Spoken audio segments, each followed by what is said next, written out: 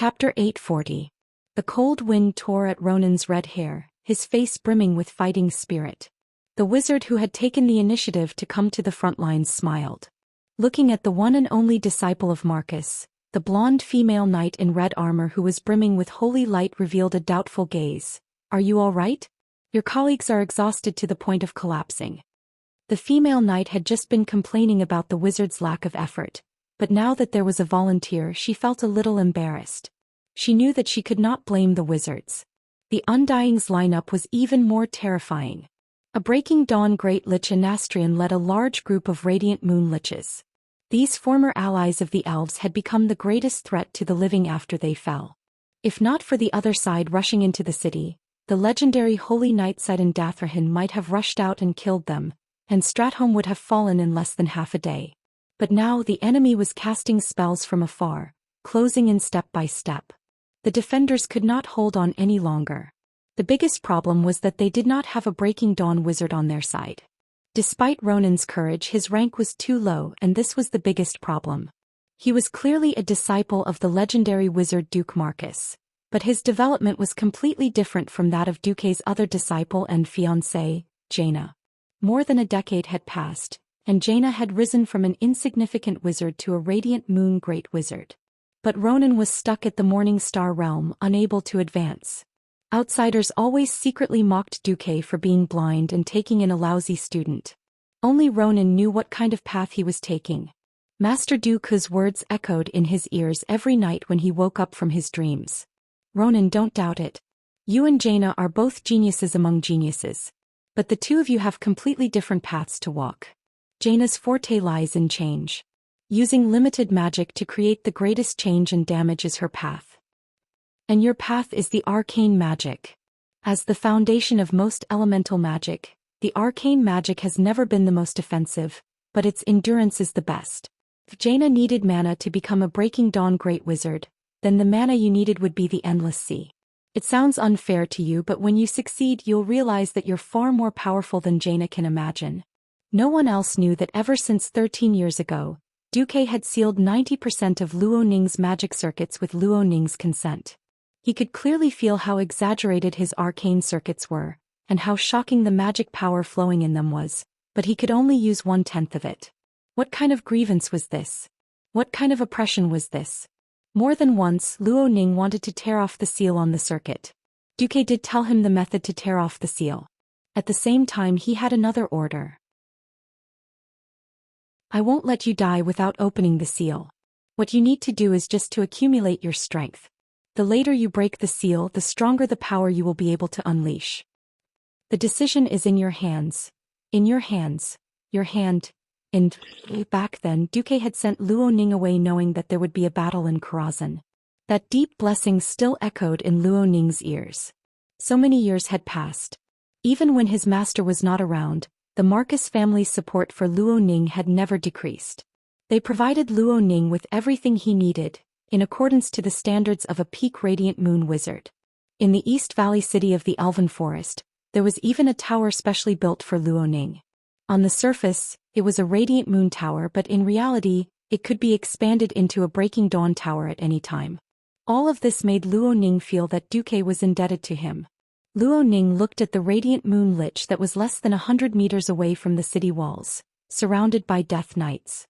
He could feel the female Holy Knight's hope, and with the two remaining Radiant Moon Wizards of Lordaeron injured, Luo Ning said heroically, "Colonel Abendis, I can try."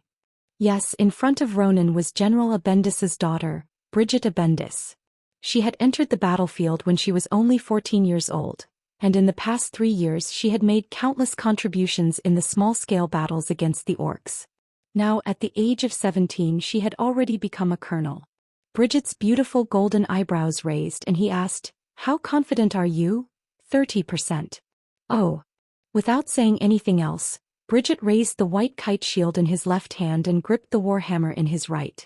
Luo Ning frowned. "You're betting 30% with me? Dalajan. You will never understand the weight of the word Stratholme in the hearts of the people of Lordaeron. Just like how we cannot understand your Dalajan's obsession with magic. This probability is enough for me to bet my life 3 times.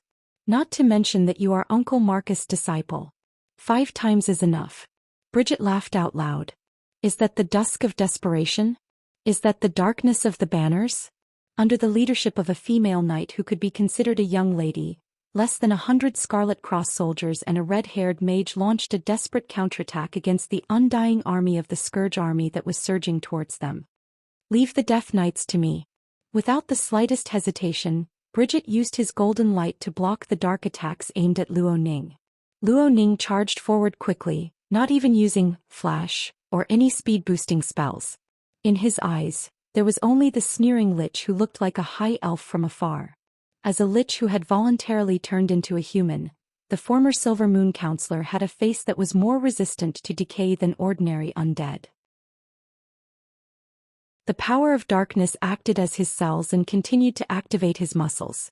Apart from his pale face and the ferocious skull staff in his hand, he was no different from a high elf mage. Looking at Luo Ning who bravely charged forward, he felt an extraordinary jealousy. It was jealousy towards the living. It was also a way to vent his dissatisfaction towards his own situation.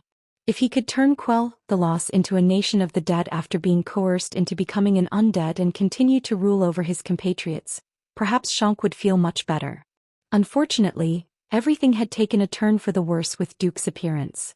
They followed the king and betrayed their people but only received the title of traitor.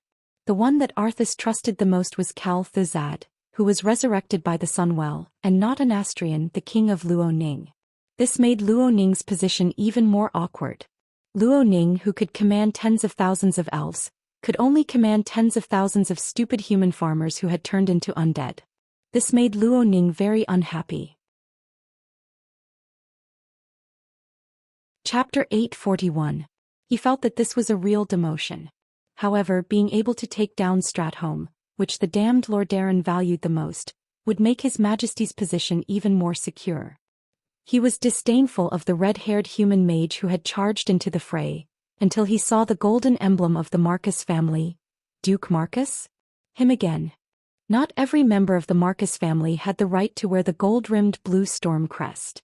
Only the core members had the right to wear it. The middle ones had silver edges and most of them had copper or the more common black iron edges. The lich laughed loudly. Ha! You must be that useless disciple of the Marcus family, right? The Ronin who couldn't even advance to Radiant Moon after more than 10 years? Trash Ronin seemed to have become a common meme used by the Alliance and the Calamity Army. 13 years ago, Ronin had killed his comrades in the Dalajan and was forcefully taken in as a disciple by Duque. Many young mages were envious of him and regarded him as someone who overestimated his abilities and got lucky. Ronin's face twitched. Immediately after, he saw a rain of shadow arrows.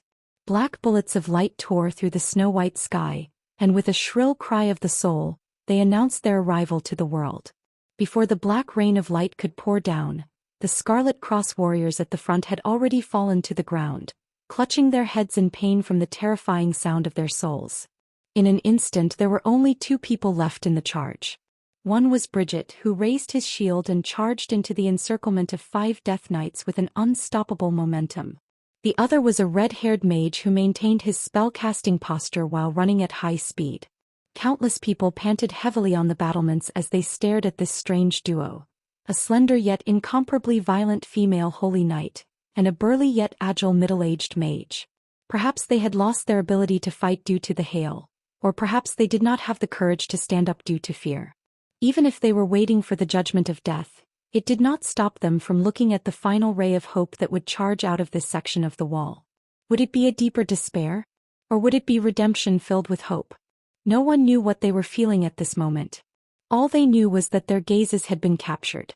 I am Ronin, a descendant of the Dalajan mage, inheritor of Duke Marcus. A self-satisfied shout was heard, followed by a seemingly ordinary arcane missile. Arcane missile. The most basic arcane offensive spell. 70% of Earth mages knew how to do it. However, it wasn't that there weren't many people who could play as well as Ronin, it was that there were none. It was just an arcane missile, but the onlookers felt as if they had seen a falling comet. Resplendent. Dazzling. It was filled with the shock of tearing apart the heavens and earth. In the blink of an eye, the arcane bullets seemed to have split, and 4 new arcane bullets appeared in 4 directions. Luo Ning had already reached the limit of what a Morning Star wizard could do. The Lich's countenance changed slightly, the spiritual light flickering in his turbid eyes seemed to waver, but he still did not care. Even if a Morning Star wizard gave it his all, he would still only be a Morning Star. The difference in mana density and energy rank was enough for him to ignore Ronan's attack. In theory that was the case. However, in the next moment, something that shocked him so much that his jaw almost fell off happened. 8 lifelike magic hands appeared next to the 5 arcane missiles. This time 8 arcane missiles appeared. If his calculations weren't wrong, these 8 arcane missiles would hit him first even though he was the one who came later. This was definitely not at the level of a Morning Star. As expected, in the next moment, Ronan's surging mana appeared along with the 8 magic missiles. 1 step, 2 steps, 3 steps. In just 3 steps, Ronan's aura unreasonably broke through the limits of a Morning Star and charged straight into the Radiant Moon realm. He was not an ordinary Radiant Moon either. The arcane spell radiating from his body flickered like lightning. In this snow-covered battlefield, almost every inch of the snow reflected Ronan's purplish-blue radiance. "This is impossible," the Lich cried out. Since ancient times, there had been cases of wizards advancing in battle. Those were isolated cases, and most wizards who advanced in battle had unstable auras. The sudden increase in mana was not something that a temporarily expanded magic circuit could easily adapt to. Ronan did not have this problem. Not only did he operate his circuit with ease, he seemed to have perfectly inherited his Master Duque's name of 100 Hands. Even more magic hands appeared around him. If the attack formed by the 13 magic missiles already looked like a purplish-blue awl, then after more magic missiles filled up the empty space around it, the range and number of missiles increased, easily surpassing the level of an arcane barrage. It became a terrifying attack that was not inferior to a torrential rain. To the onlookers, Ronan did not seem like a magic attack at all. It was like throwing a Christmas tree made of highly concentrated arcana magic power onto the Lich's face. "No!" the Lich screamed and flashed more than 100 meters away. Who knew that the arcane Christmas tree would accelerate under Ronan's control, drawing an unbelievable arc in the air and exploding the Lich. It looked like Ronan had used his small body to swing a huge blue machete that was more than 40 meters long and ruthlessly slashed at the dodging Lich. Bam! There was a huge explosion and the Lich was blasted into smithereens without any suspense.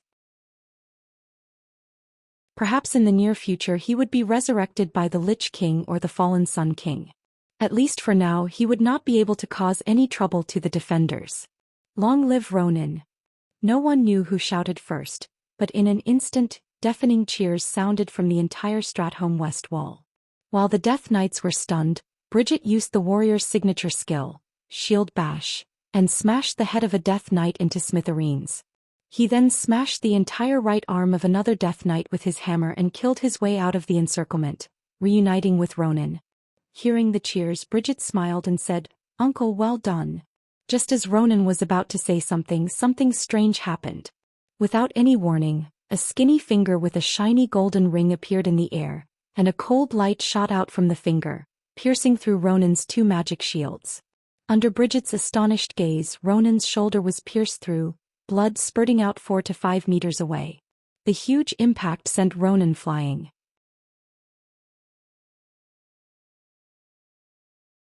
Chapter 842. Who was it? Who could defeat a wizard who had risen to the peak of the Radiant Moon realm in one move? Everyone already had the answer, but none of them wanted to admit it. A rising human powerhouse had been defeated by an even more powerful and evil existence the moment he reached his new peak. 200 meters away from the city wall was a Lich dressed in luxurious clothes. His red robe with golden edges was a stark contrast to the blizzard, announcing his identity, the Fallen Sun King, Anastrian Sunstrider.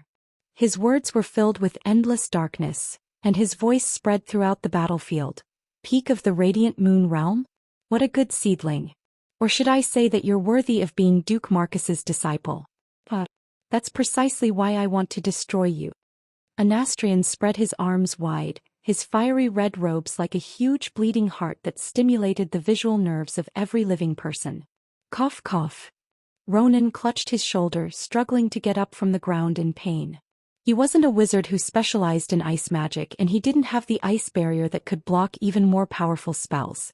The weak survivability of an arcane wizard was completely exposed at this moment. He tried to organize a counterattack, but the intense pain from his shoulder and the chaotic feedback from his magical circuits made him realize that he was in a hopeless predicament. This was the first time he had unsealed himself and displayed his power in front of the world. A veteran breaking dawn was indeed an existence that surpassed the imagination of mortals. Anastrian ignored Ronan's reaction and continued, "Duque? What a hateful name." He placed the shackles of the alliance around the necks of the high elves, turning the noble elves into slaves to fulfill his ambitions. Then he took away my only child, Kale. That's Duque. His sins are so grave that even extracting his soul and burning it with soul fire for 10,000 years won't be enough to quell the hatred in my heart.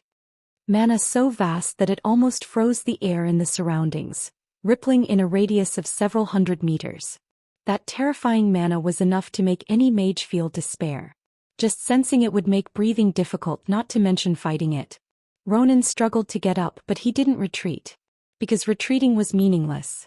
At this moment, a fiery red female figure stood in front of him. It was Bridget Abendis.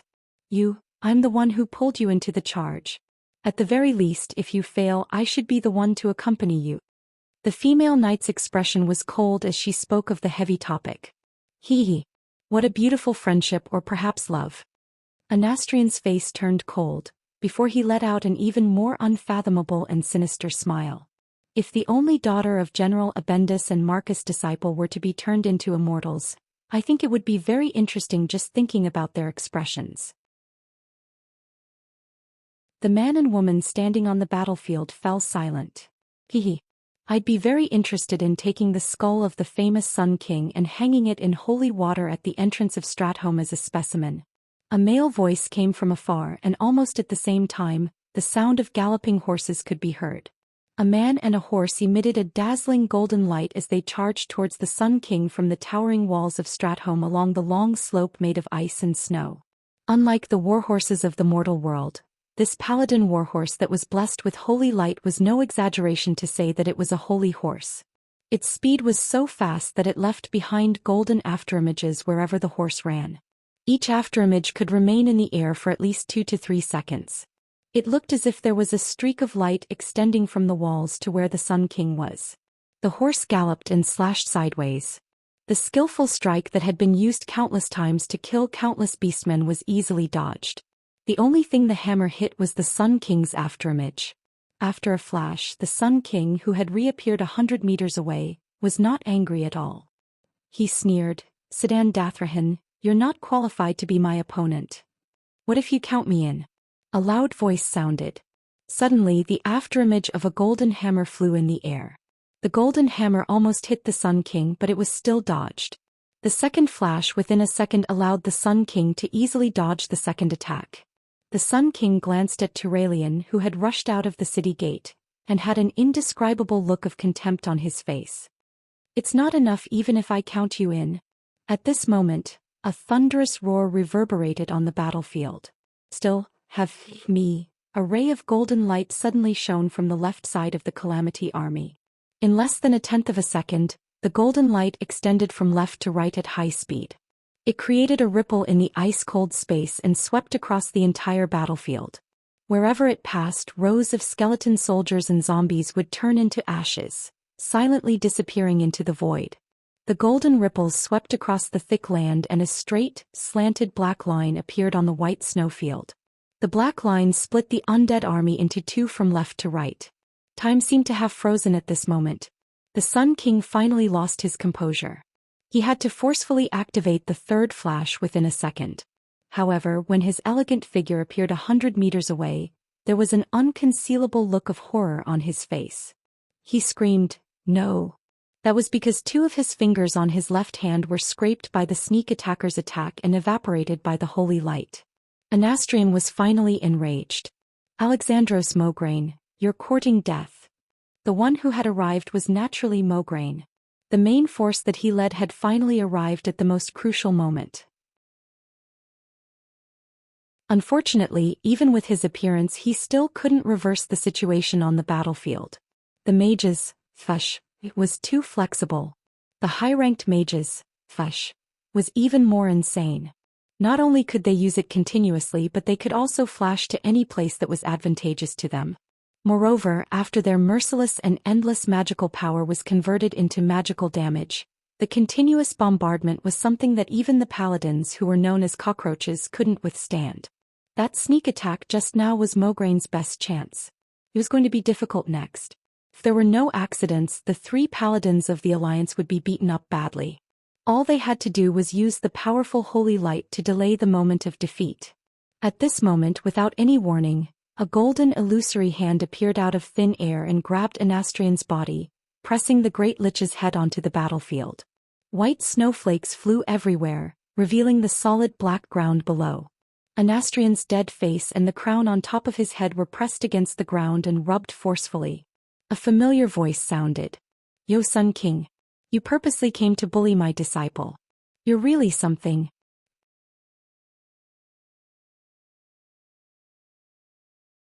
Chapter 843. Bridget, who was helping Ronan up, could not hide the surprise on her face. Dathrahan, Turalian, and Mograine also had expressions of surprise on their faces. Other than a certain weirdo, only Breaking Dawn archmages could deal with Breaking Dawn archmages. This was a consensus more like common sense. If there was anyone in the Alliance who could fight against the fallen Sun King Anastrian, then that person would be Duque. Wasn't Duque helping those long ears deal with the contamination of the Sunwell? Already done? The 3 holy knights galloped towards the young figure who had stepped out of the portal and appeared in the middle of the battlefield. The white robe with blue edges was fluttering in the cold snowstorm, and the wide sleeves were swollen by the cold wind, making them abnormally fat. Beside him were countless low-level undead creatures. However, with his appearance, the undyings were like sandmen blown away by the wind, silently dissipating into the void, revealing a large empty space. There was no surging magical wave, nor was there a thunderous appearance. Duque just stood quietly on the battlefield as if he was strolling in his own garden, full of comfort and joy. That temperament that was completely different from the cruelty of war made everyone look at Duque in a higher light. Master. Ronan's eyes widened in disbelief. His long red hair seemed to be glowing. Duque smiled and nodded at Ronan, then tilted his head slightly. "Colonel Abendis, please take Wizard Ronan down to treat his wounds." Bridget let out a long sigh of relief as she held Ronan's arm and brought him to the back. At this moment, there was a burst of magical power in the distance. A cold blue flame cut the golden hand summoned by Duque into several pieces, and the golden glow disappeared in the wind. Anastrian crawled up in a sorry state. "Bastard. How dare you treat me like this?" "Huh. What did you say? How did I treat you? Like this? Like this? Or like this?" Every expert on the battlefield was dumbfounded. To their astonishment, they saw one golden hand after another appearing out of thin air and slapping towards the Breaking Dawn expert, the Sun King who had once held an incomparably noble status. Whether it was the black magic shield, the eggshell-like ice shield with ice shards, or the signature ice magic skill, Ice Barrier, none of them could resist Duque's mysterious golden hands. Although none of the golden hands seemed to be able to inflict serious damage on the Sun King, it was still a slap to his face. These golden palms felt like phantoms. They easily passed through the Sun King's defense and slapped his face and body. As a lich, they were practically immune to physical attacks. Their rotting bodies did not have a single spot that could be considered fatal. As long as the phylactery was still there and the lich's soul was not damaged, they could resurrect infinitely and come to trouble you infinitely. It wasn't that Duque didn't understand this, but he just wanted to slap the Sun King in the face. A left slap. A slap to the right. A slap to the left and a slap to the right. Isn't this possible? Anastrian was dumbfounded. He had no idea how Duque had done it. It clearly looked like a holy attack, but the dark magic in his body did not react at all.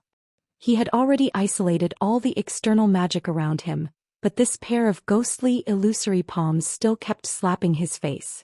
Compared to the insignificant physical damage he had suffered, the damage to his spirit was greater.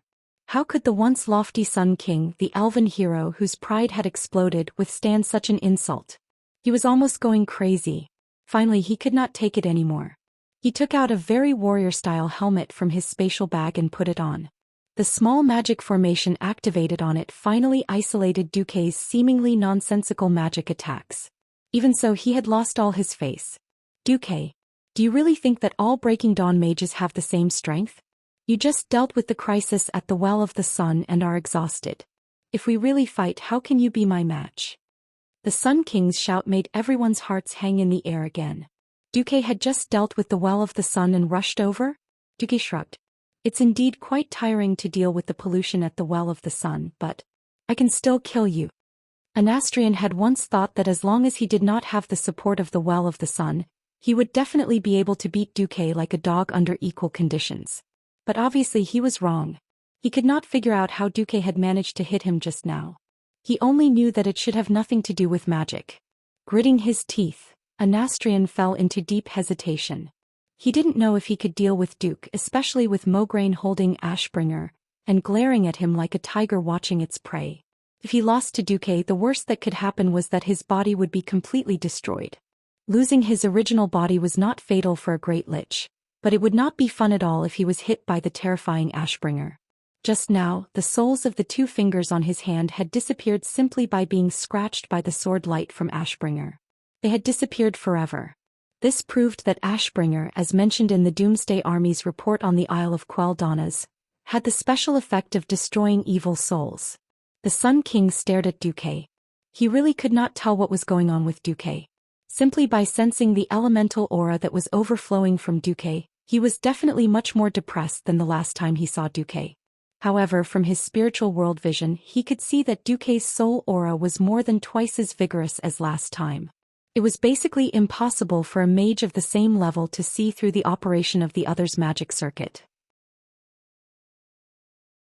They could only judge the general situation of the other party from the aura. The Sun King could not see anything, but he was sure that Duque's circuit was in a very ideal state at the moment. There was no circuit damage at all. In other words, Duque could normally produce a large amount of magic power in his body. Humph. Gritting his teeth, the Sun King made a decision. At this moment he had no chance of winning against Duque and Mograine. After a cold snort, the Sun King's figure began to become blurry. At first his silhouette could still be recognized, but later, it was as if his entire body was separated by a curtain of water. In just 2 seconds the Sun King's figure completely disappeared into the air. Then the dark clouds in the sky began to quickly dissipate. The sky cleared up.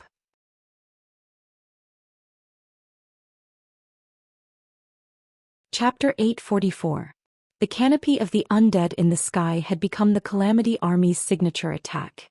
Almost as soon as the black sky receded on the city wall, the distant army formation began to reverberate with cheers like a tsunami. The allies of the Rotterdam Kingdom were overjoyed.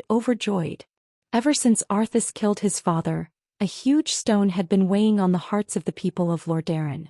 Is Lordaeron going to be finished? Is the Menethil royal family going to end? Do we still have a future? Do we still have hope? In the end, Princess Kalia, who had been declared dead for more than a decade, magically appeared at the critical moment and stabilized the scattered hearts of the people. Then, with the addition of the Dark Portal's frontline army, they finally managed to defend the last psychological support of the people of Lordaeron, the holy city of Stratholme. This directly raised the morale of the people of Lordaeron to the peak. Long live the holy city, bless us. Long live His Excellency Duke Marcus. The soldiers, whether it was Mogaine's elite Scarlet Cross army, Sidon Datharhan's Stratholme army, or Turalian's Dark Portal frontline army, were all cheering and raising their weapons high in the air. Clap clap, clap clap. The sword and shield soldiers beat their shields with their broadswords rhythmically, making a loud sound like a drum.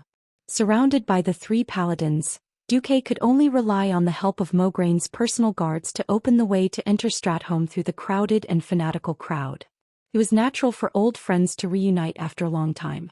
Unlike Mograine, this was the first time Sidon and Turayan had seen each other since Duque's return.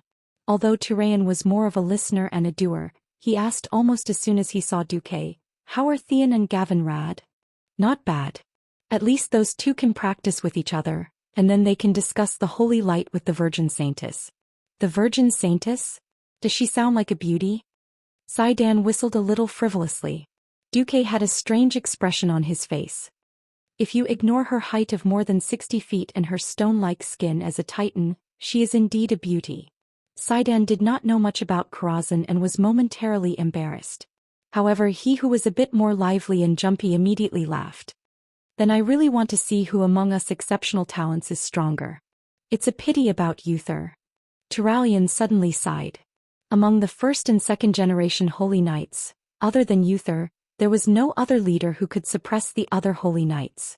Logically speaking, the remaining 6 first-generation holy knights were all qualified. Unfortunately, Reginald and Gavinrad were Duque's loyal subjects. Bolvar was loyal to Stormwind and not the Church of Holy Light itself. Turalian was more of a commander than a spiritual leader. Saidan was more of a hero. And Theon had been silent for 13 years and had yet to return. As the leader of the second generation of Holy Knights, Alexandros Mograine did not have enough experience. Therefore, in the post-Uther era, the Silver Hand was more like a cooperative organization.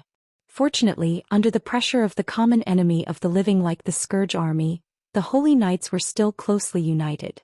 After entering Stratholme in the temporarily commandeered command center in the city center, Mograine was the first to voice his concerns. The Scourge army's actions are too unusual. Turalian nodded. I also feel that it's too quiet. Although there is not enough information to support it, it gives me a bad feeling. I feel that Arthas is plotting something bigger. Duque sighed. Arthas once took over the Sunwell, but let go of this incomparably precious source of mana in our eyes. He only revived another great lich, Kel, Thuzad, and then left. Don't you think this can explain one thing? The answer was already obvious. They don't care about the Sunwell because they have a better goal, which is the new Well of Eternity that is closer to the original. What were? The 3 holy knights asked in unison. Arriving in front of an empty table, Duque raised his hand, and a dozen hands of magic cleared away all the junk on the table. He then spread out a map of Azeroth that he had drawn from memory on the table. Of course, there were only 3 continents: the Eastern Kingdom, the Northrend, and the Kalimdor continent. The places that were not widely known at this stage had been fooled by Duque by pretending that they did not exist. This is. The breathing of the generals quickened. The drawing of every map was a huge amount of work. Moreover, it could be misled by old maps, the weather, and all kinds of magical accidents that caused the drawing of the map to be very inaccurate. No one knew the importance of an accurate map better than these generals who had been leading troops all year round. Now, this big map that Duque had made based on his memory in the game was 4 meters by 4 meters in size. Although the making of the map was very characteristic of the game in this era, even the military maps only had rough black lines. Compared to Duque's map, which had specific places, regional boundaries, and major monsters, it was simply a national treasure. This was not a joke.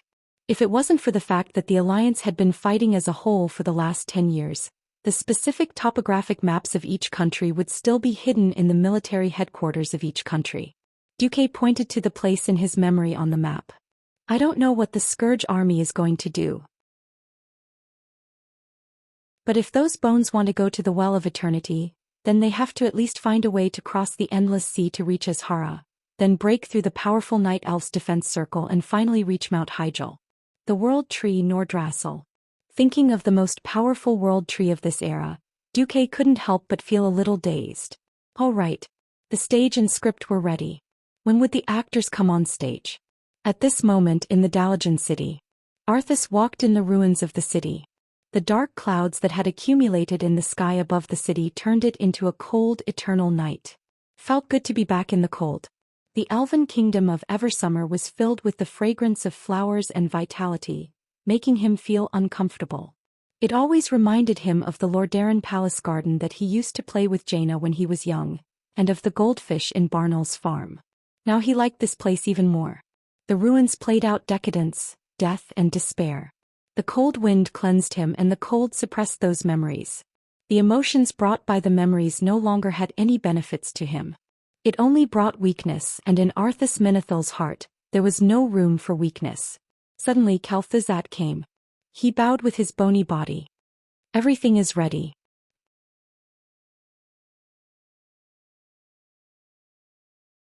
Chapter 845. On the deserted main road of the Dalajan city, Arthas was riding on his loyal mount as usual, his beloved horse, Invincible, which had now become an undead warhorse. In Kuel Salis he had an unpleasant experience. That B***starred Darima was not content even in death.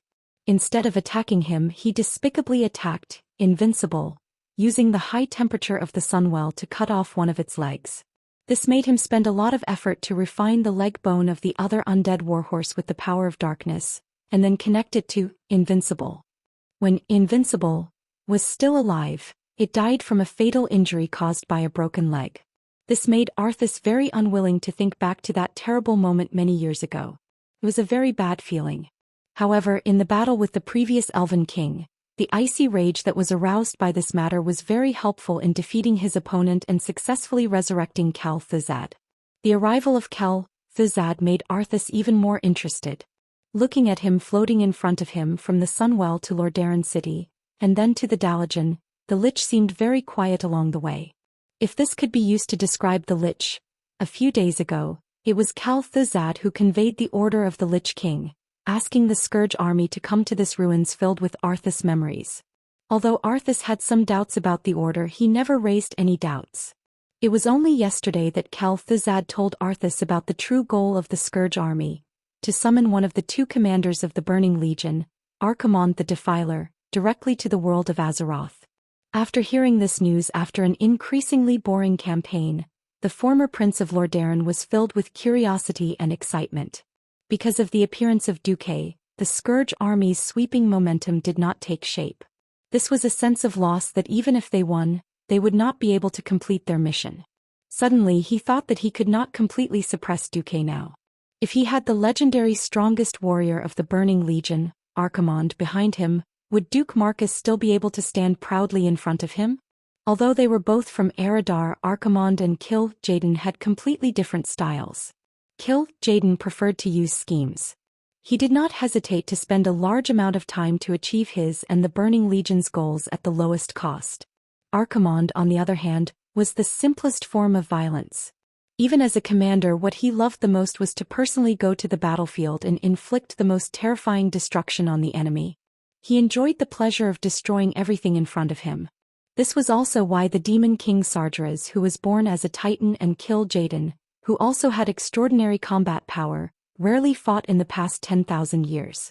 This made the other races more willing to believe that the Arch-Herons were the strongest in the Burning Legion.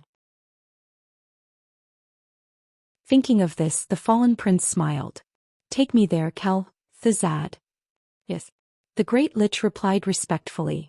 Arthas was very satisfied with the Great Lich's attitude. Even though the Scourge army had at most 3 Breaking Dawn Great Liches, he still found Cal Thuzad the most pleasing to the eye. Antonidas lacked the self-awareness of being a lich. Anastrian still hadn't given up on the arrogance of a former king. This fallen elven king wasn't used to being a servant. In fact, Arthas sometimes wondered if being under the command of the Lich King Nizul was a kind of injustice. The Lich King's power was so strong, and Frostmourne was constantly subtly influencing Arthas' will. This made the fallen prince never think too much in this aspect. Suddenly a thought came to Arthas' mind. "Yes," he said mockingly. "You don't hold a grudge against me for killing you? Don't be silly." The Great Lich, who had become an undead, replied. "His Majesty the Lich King had already told me what the outcome of our meeting would be." Arthas looked very surprised. "His Majesty knew that I would kill you?" He frowned and glanced at the sword on his knees. It was sleeping quietly, not whispering, and the runes on it did not flash with power. Of course. There was a hint of superiority in Cal Thuzad's hollow voice. "Long before the Scourge army launched the Wrath of Heaven, he chose you as his warrior." Arthas was a little uncomfortable. It was the displeasure of being fooled. No one had ever asked or revealed his fate. If he had known earlier, would he have happily accepted his fall? No. He believed this without a doubt. Arthas never liked to be manipulated, but he understood that since he was destined to become a terrible weapon, he could only adapt. The fall was complete. Life was gone. Whether it was his father's, or his master's. If it wasn't for the massacre in the orphanage, maybe he would still be with Uther, his father, and even Jaina. Unfortunately, everything was just an unrealistic fantasy. Since the moment he pulled out Frostmourne, his fate was already irreversible. He could only walk down the dark path step by step. The seemingly endless road soon came to an end. It was a huge altar that was rebuilt from the central square of the Dalajan. According to Cultivation, this blood altar was inlaid with skulls and countless corpses. It had the same function as the dark portal in the Cursed Land. Why don't we attack the dark portal directly? Arthas frowned. The Great Lich was silent for a moment and finally replied, the dark portal used to be a very good choice. But not anymore. The Marcus family spent 10 years to completely fortify the entire Swamp of Sorrow and the Watchtower area in the northern part of the Cursed Land. And all the ground near the stronghold has been treated with holy magic. We can't resurrect anyone who died there into Scourge soldiers. The Great Lich said a lot, but Arthas didn't listen to the end. In just a few moments, Arthas felt the malice of fate for the second time. His intuition seemed to be telling him that Duque had once again blocked in front of him, and it was the kind of block that foresaw everything in advance. Tisk. He spat harshly. It was a cruel ritual that was completed with the sacrifice of 10,000 living people. As the ritual progressed, in the final stage, Arthas could see with his own eyes that the fog rising next to the altar began to change from a stinky red to a strange green. The green fog continued to spin. Then Arthas found that he could already see the shape of a giant. It was not an ordinary giant but very, very big. Archimonde's size was beyond all his imagination.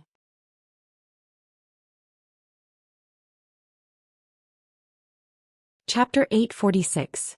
For a person to look up at an existence that was 10 stories tall was already looking up. If this number was multiplied by 3, it would be close to 100 meters, 30 stories. Moreover, it was a living creature. Any ordinary person would only feel a terrifying sense of oppression, as if a mountain was falling on them. Archimonde was really huge.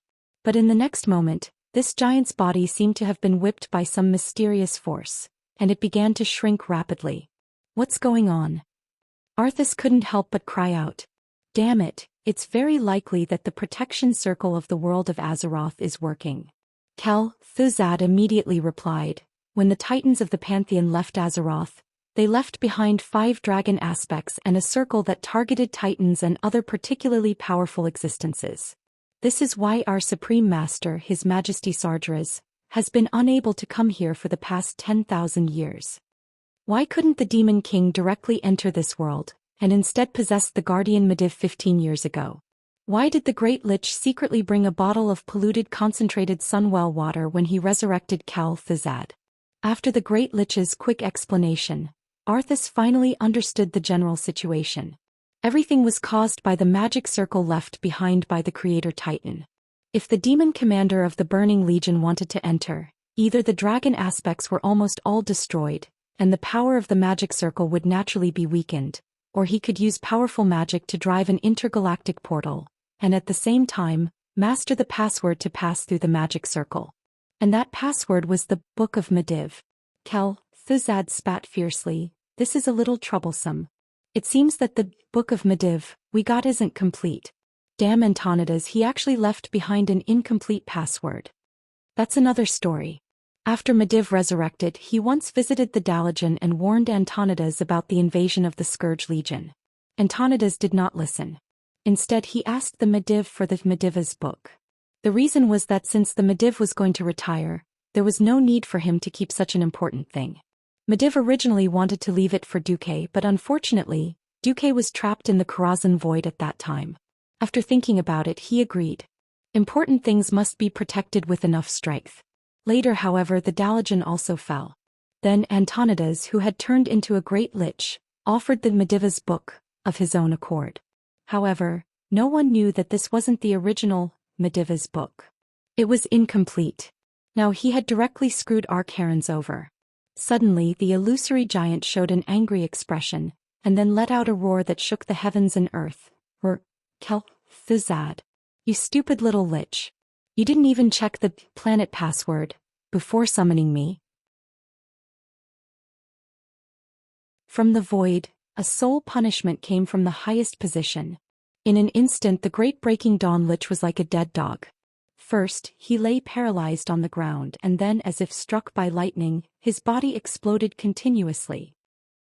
Great. Archaron's. I didn't mean to tease you. Seeing the powerful Thuzad explode into countless bone fragments, and even his soul was instantly pulled out, wailing in pain in midair, Arthas felt a fear that came from the depths of her soul. Forget it. It's just a small trick. Even though they were separated by the endless void, Arkharon still used his powerful soul ability to search the Great Lich's soul completely. Then his anger subsided a little. The illusory giant opened its arms as if it was tearing something apart. After a few continuous roars, the void in front of the altar seemed to be torn apart by a huge force. Finally, a huge black hole was torn open, and in the next second, an incomparably filthy aura filled the entire central square of the Dalajan. If not for the fact that everyone in the square was an undying, they would have all been poisoned to death in an instant. The green mist continued to swirl. Then Arthas found that he could finally see Arkharon's facial features clearly. From the blurred outline of his face, he looked like but not like the Dreadlord he was familiar with at the same time. Arthas felt that his skin was greenish-gray, and although the green light shone on him he still couldn't see it clearly. But there was no doubt that this demon commander's body was very strong. He had a huge barrel-like torso, thick and powerful arms and legs like a goat. Arkharon's legs were bent backwards and the ends were not feet but a pair of cloven hooves. There was also a tail that was deliberately twitching, as if trying to show a calm and controlled demeanor. His arms, shoulders and legs were covered in shiny golden armor, decorated with skulls and spikes. A pair of fleshy tentacles swayed on his chin, but the most special thing about his long face was not this, but a pair of glowing green eyes. The evil green light was brighter and more eye-catching than the mist that swirled around him. Arkharon's physical body finally entered this world, and his body was much larger than when he was at his smallest. Unfortunately, it was still only half of his original height, about 16 stories or about 50 meters. Azeroth. 10,000 years. The humiliation that the Burning Legion had suffered for 10,000 years had been unbearable. But this humiliation is about to end. I am coming. Arkharon's voice was deep and loud, shaking the entire Dalajan ruins. At first, Arthas felt that his bones were cracking and it was some kind of auditory hallucination. Then he saw the pillars that kept shaking in the surrounding ruins and the buildings that started to collapse. He finally realized that it was not an auditory hallucination. Even if he didn't want to admit it, he had to recognize that the demon in front of him, even if it was obviously weakened, was still far stronger than he could imagine. Arthas' neck unconsciously bent down, even if it was filled with intense shame and anger. Ignoring the fallen prince, Arkharon waved his hand again, and the great lich that had just been torn into pieces was perfectly pieced back together. Thuzad pays his respects to you. The great lich lowered his horned head. He was completely prostrated on the ground, not caring that his head had knocked into an unknown green pollutant.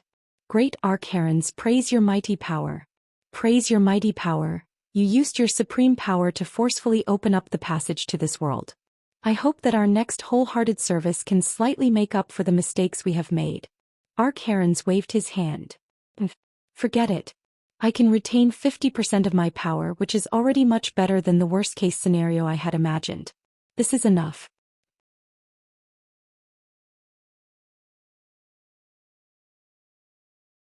Chapter 847. Archimonde's words made Arthas and Thuzad secretly heave a sigh of relief. If it was kill Jaden, it would definitely be a very severe punishment. Archimonde glanced at the two little bugs in his eyes and did not pay much attention to them. After all, even if they were pawns, they were still Kill Jaden's pawns.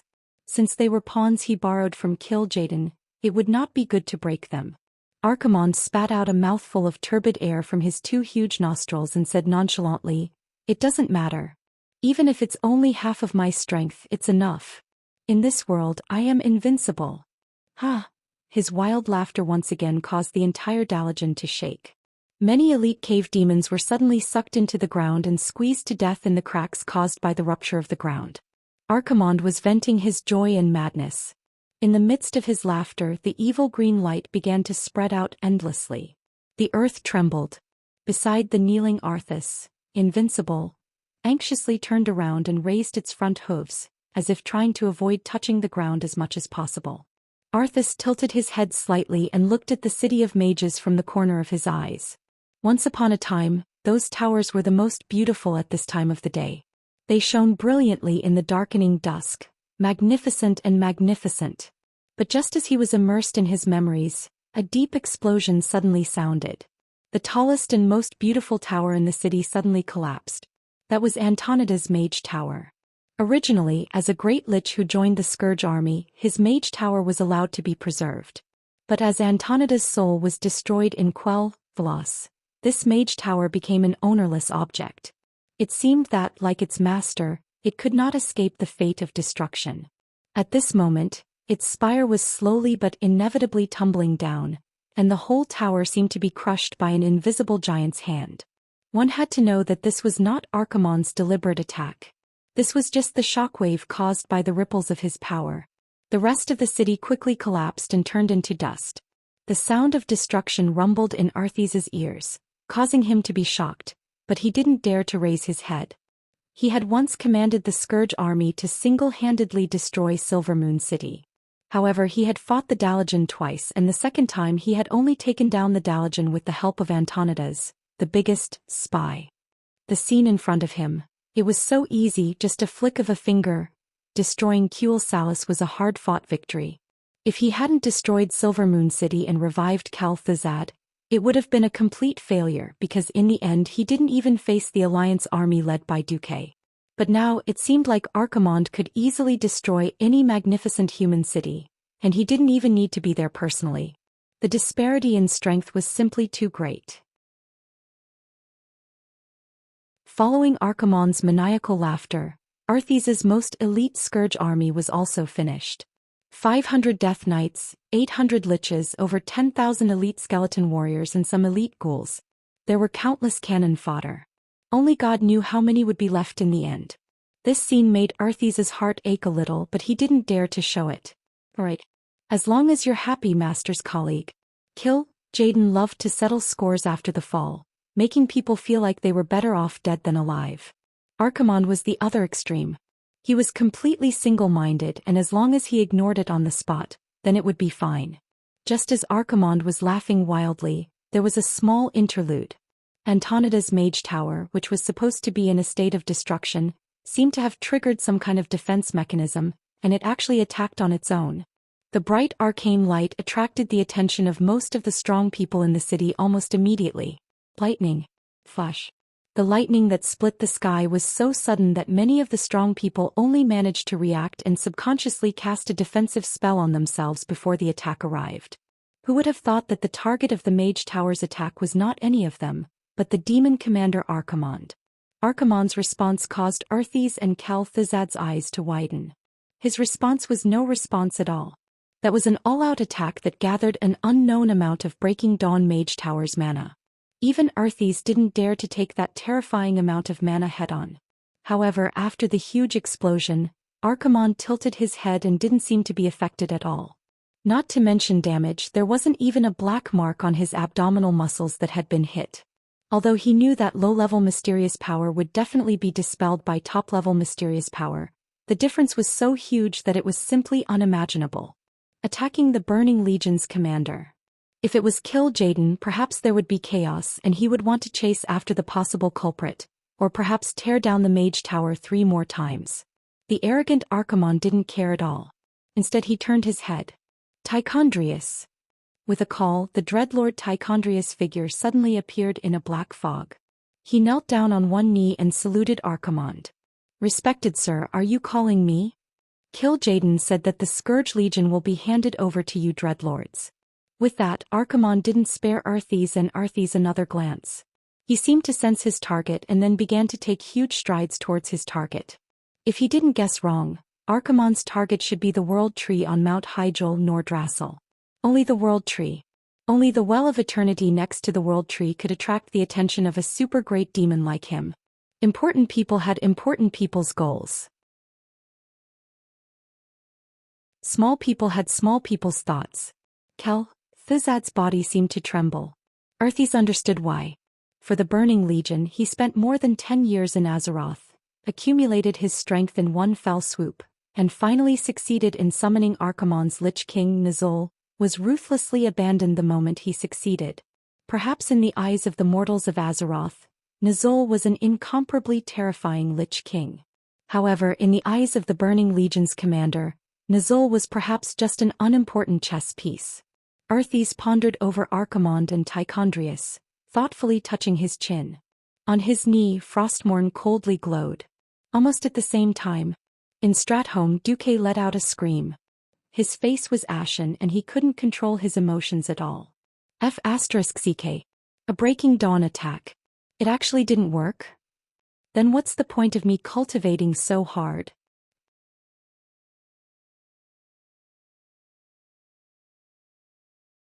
Chapter 848.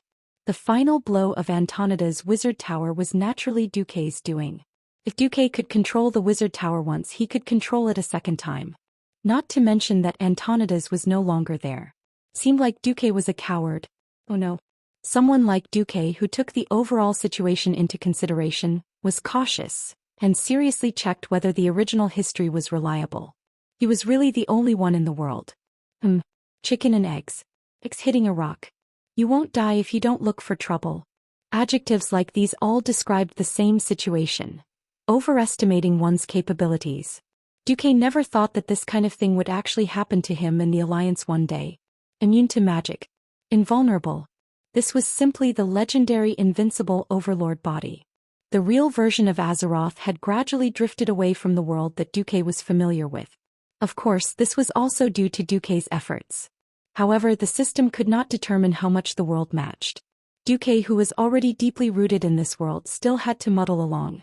If he did not kill Archimonde and let him kill the World Tree, once the Burning Legion succeeded, his days would be over. What to do? This was a very challenging thing. The original Archimonde had looked for trouble by climbing the World Tree, and then was killed by the collective self-destruction of the Night Elf version of the Elf Pet. Elves were ancient souls living in the Kalimdor forest. Legend had it that they were actually the souls of the dead Night Elves. Elves and Night Elves lived in harmony and served the ancient trees.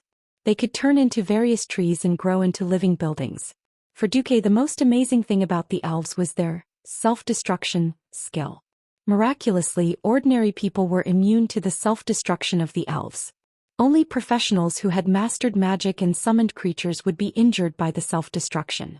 The self-destruction would consume the mage's magic power, which was commonly known as mana burning. As for summoned creatures, it would cause a huge amount of damage. According to history, Archimonde was clearly defined as a summoned creature. Calling it a summoned creature was a bit inaccurate. To be more precise, it should be a soul or creature that did not belong to this world. However, the damage from the fairy's self-destruction was also limited. Before heavily injuring Archherons, the little sprite, who had no attack power and slow movement speed, would just be sending herself to her death. Only when Archimonde was on his last breath would the little elf be able to send him on his last journey by self-detonating. Alright. The problem was back to square one. For example, Archimonde was a huge, invulnerable super demon with sky-high physical defense. How could they beat him half to death? Duque didn't just have a toothache. His eyes hurt. My ears hurt. His heart ached. A pain in the ass. There wasn't a single part of his body that wasn't aching. A headache was a headache, but as a qualified commander, Duque still announced the important news of Archeron's arrival at the first possible moment.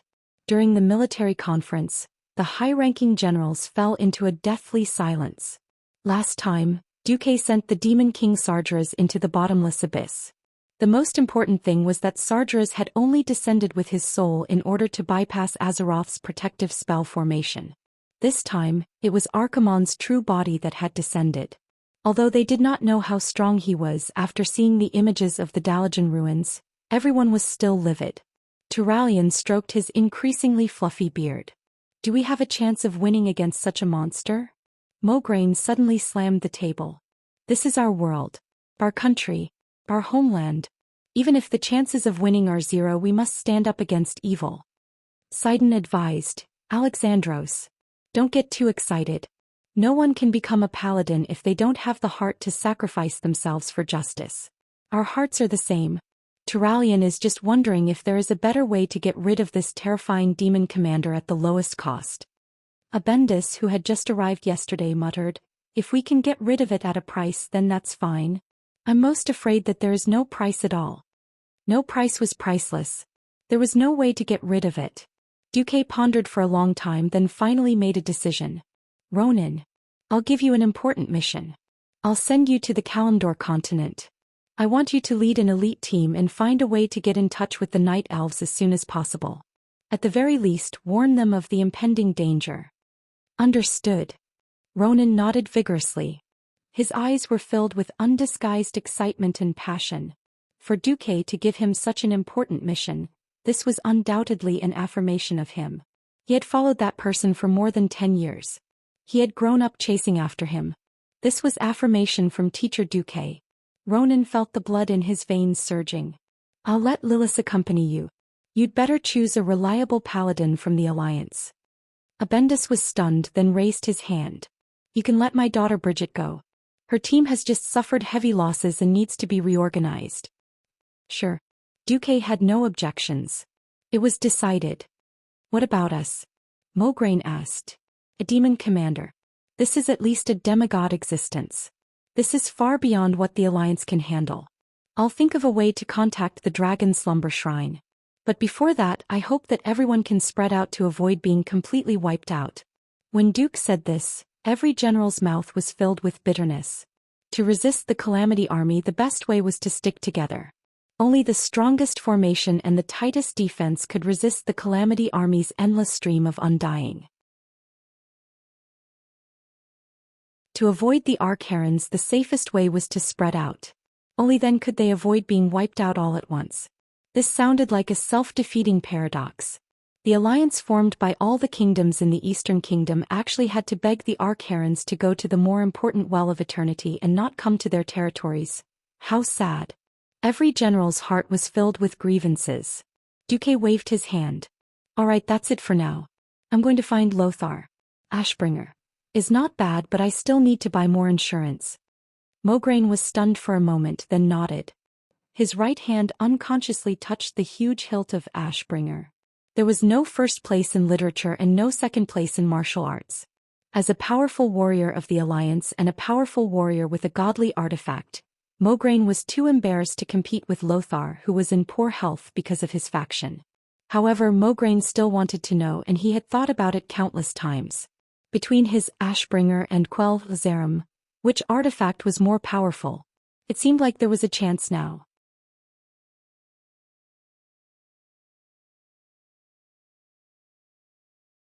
Chapter 849. Duque left Stratholme and used the teleportation portal to arrive at the South Sea city-state. The teleportation portal was on a hill by the sea. Duque had arrived in a hurry and didn't even have time to inform them. Hence, when the mages guarding the teleportation portal saw Duque's face, they were stunned for a good 10 seconds. The Alliance's magic imprint was on the other side of the teleportation portal. It wasn't a predetermined teleportation, but the teleportation level was too high, so they couldn't help but tense up. The mages guarding the teleportation portal even called over the captain of the mages in charge of defense. However, when they saw the face on the other side of the teleportation portal, they still felt as if their brains had crashed. The legendary hero and commander of the Alliance, Duke Marcus, who had fought 3 consecutive battles at the Dark Portal, had teleported over just like that? There was more than one accident. Near the teleportation portal, a young man dressed like an ordinary knight apprentice suddenly revealed a surprised expression. Uncle Duque? This time even Duque's mouth turned into an O shape.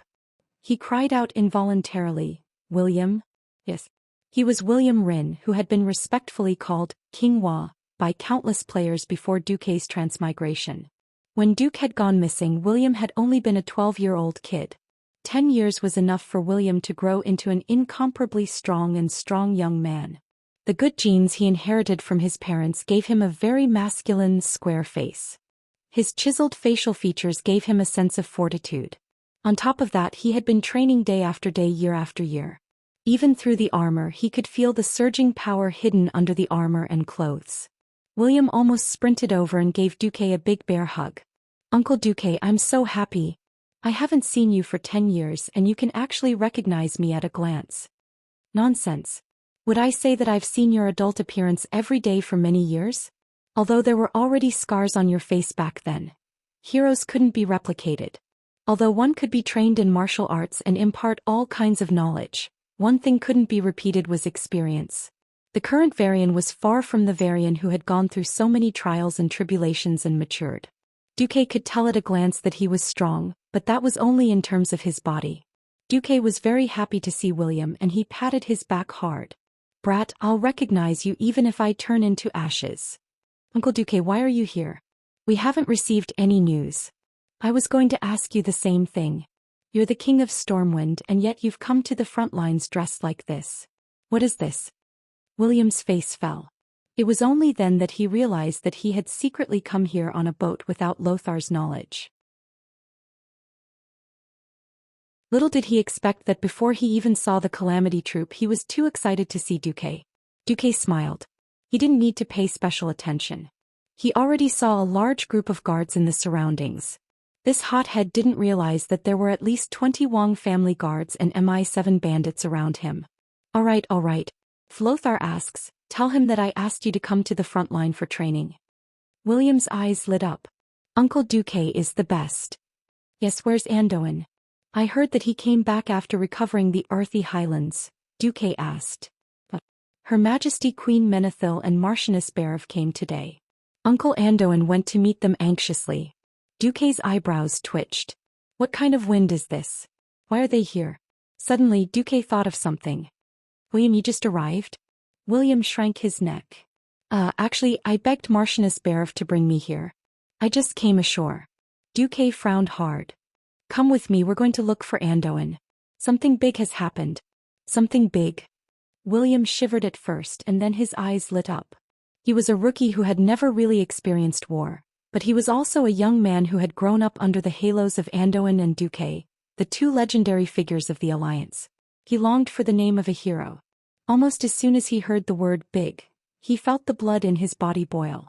The group of people strode towards South Sea City, the central hub of the South Sea city-state. After more than 10 years of remote management, Illusia had turned South Sea into a commercial city with 50,000 residents and a floating population of more than 100,000.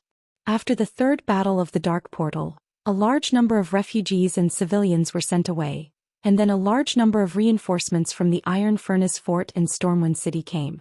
This caused the South Sea city-state to have 300,000 soldiers and civilians on the line of defense. Looking at the city that had been militarized, but still retained a large number of traces of commerce, Duque suddenly felt a little dazed. Could Illusia have turned this city into the new Alterac? Along the way there were soldiers from Stormwind City everywhere. They had long heard of Duque's return, but this was the first time they saw Duque in person after Duque's return. The rookie recruits were shocked to see their commanding officers and their commanding officers' faces filled with surprise. They immediately put down what they were doing and saluted the group of people in the middle of the road. Then, almost subconsciously, they followed. "That's Lord Duke Marcus?" "Yes. The Lord Marcus who saved millions of people in Stormwind City." "Yes, Valentine's Day was also invented by him. With a child, Mary has no choice but to marry me." Most of the rookie soldiers who remained in the army more than 10 years later were already in the middle and upper echelons. The respect that the core members had for Duque quickly infected the recruits who had grown up under Duque's name. Many of the recruits were orphans from back then. Thanks to the comprehensive welfare system that Duque had introduced, as well as the establishment of a large number of militarized orphanages, the tragic situation of a large number of young children dying by the roadside was avoided. When they found out that the person leading the group of people in the middle of the road was Duque, many of the recruits couldn't help but burst into tears. William looked at all this in shock. He secretly clenched his fists and told himself that he would become a great hero like Duque in the future. He would become the one respected by the people. As if sensing William's thoughts, Duque stopped in his tracks, turned around and smiled. "William. Don't worry, you can do it too. You have the potential. I believe that you will be greater than your father, than Anduin, and even than me." "Yes." William subconsciously stood at attention. He puffed out his chest and sucked in his stomach. Perhaps in his previous life he was the almighty king who led the alliance. But in this life he was still a young man who needed encouragement and guidance. After arriving at the majestic military fortress of the South Sea City, Duque was immediately led in by 3 knights after reporting. After pushing open the heavy door, Duque saw 3 familiar faces with pleasant surprise.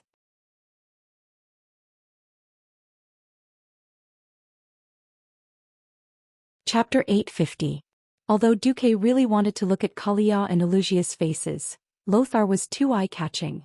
The handsome Lothar of the past could not survive the passage of time. Lothar, who used to have long, elegant, wavy hair, was bald. The Mediterranean Sea above his head was extremely bright. As soon as he opened the door, Duque's eyes were dazzled by the light. Please forgive me for being immoral or having a low threshold for humor. Just as Andoin opened his arms and was about to hug him, Duque the jerk actually held his stomach and squatted down, laughing maniacally in front of everyone. Embarrassment was written all over the faces of everyone present. If someone else had done that, they would have been reprimanded long ago. Who asked him to be Duque? He was clearly young and Duque had come out of retirement too early. Hence, everyone tacitly agreed that Duque was of the same generation as King Lang and Andoin. The guards at the side also had strange expressions on their faces. It was as if they wanted to laugh but did not dare to. Andoin's movements paused for a second, and then he immediately pounced on Lin Li at a faster speed. That was not a hug. That was the standard clinch move in wrestling. Everyone seemed to be able to hear the crisp sound of Duque's bones. Help. Kill me. Andoin, you bastard. Put me down. Duque was very tall and his physique was comparable to that of an orc warrior. The difference in physique, coupled with the fact that Duque deliberately went easy on him, made the scene look as hilarious as it had been more than 10 years ago. The onlookers all had a smile on their faces. Speaking of which, only such an incomparably harmonious relationship could allow them to believe in each other even after losing contact for 10 years. Even after Duque's return, he had not returned to Stormwind City even once before today. Stormwind still steadfastly supported Duque and cooperated with Duque's actions. It was finally over. Duque seemed to have been put on his shoulder, but in fact he was dragged to the conference room like a dead dog. Damn it! You're still so strong. Go ahead and be happy. I'm already over 60 years old and the only thing I can brag about is my strength. Andoin's face was full of sorrow. In this era of material scarcity, people who could live past 60 years old were considered to have lived a long life. Duque shrugged. It's better than lying on a sickbed and waiting for death. Andoin glanced at William, who had shrunk his head back and shifted his focus back to Duque. Why do you still look like you were 18 or 19 years old? Duque stuck out his tongue. Do I have to tell them that the Red Dragon Queen has granted me immortality now? Andoin did not mind. Well, when I first met you, people often said that I looked like a young man in his 20s. Now it's your younger generation's world. After saying that, he deliberately glanced at Kalia and Elusia, who had not taken their eyes off Duque ever since he entered the room. Andoin secretly sighed in his heart. Ordinary people could not even find a noble lady to marry, but Duque had it easy. When he heard that Duque had officially rejected Jaina, Andoin was not surprised at all. This was because the news that Duque had hooked up with Queen Kalia and the soon-to-be Queen Sylvanas had already spread like wildfire. Coupled with the Marquis of the Stormwind Kingdom, who actually controlled the entire South Sea city-state, Lady Alicia Barev, who also had hopes of establishing a new country, it was not an exaggeration to say that Duque had provoked the 3 queens at the same time. In times of peace this might have been a war. Fortunately, the Calamity army was invading and no one thought about it in that direction. Andoin rolled his eyes. At most, if that bastard Duque wanted to escape from the marriage, Stormwind would protect him. However, business was more important now. Yes, Duque. Earlier today there was a violent tremor in the Dalajan. The palace mages of Stormwind deduced that there might be a powerful existence descending. You should be here for this matter, right? Yes. The commander of the Burning Legion, Archimond. He has just descended in the Dalajan and is now heading west. He is expected to enter the Endless Sea from the South Flow coast or near the border of Gilnis. His target is most likely the Well of Eternity at Mount Hyjal in the Kalimdor continent. With that, Duque played the footage he had recorded from Antonida's Mage Tower.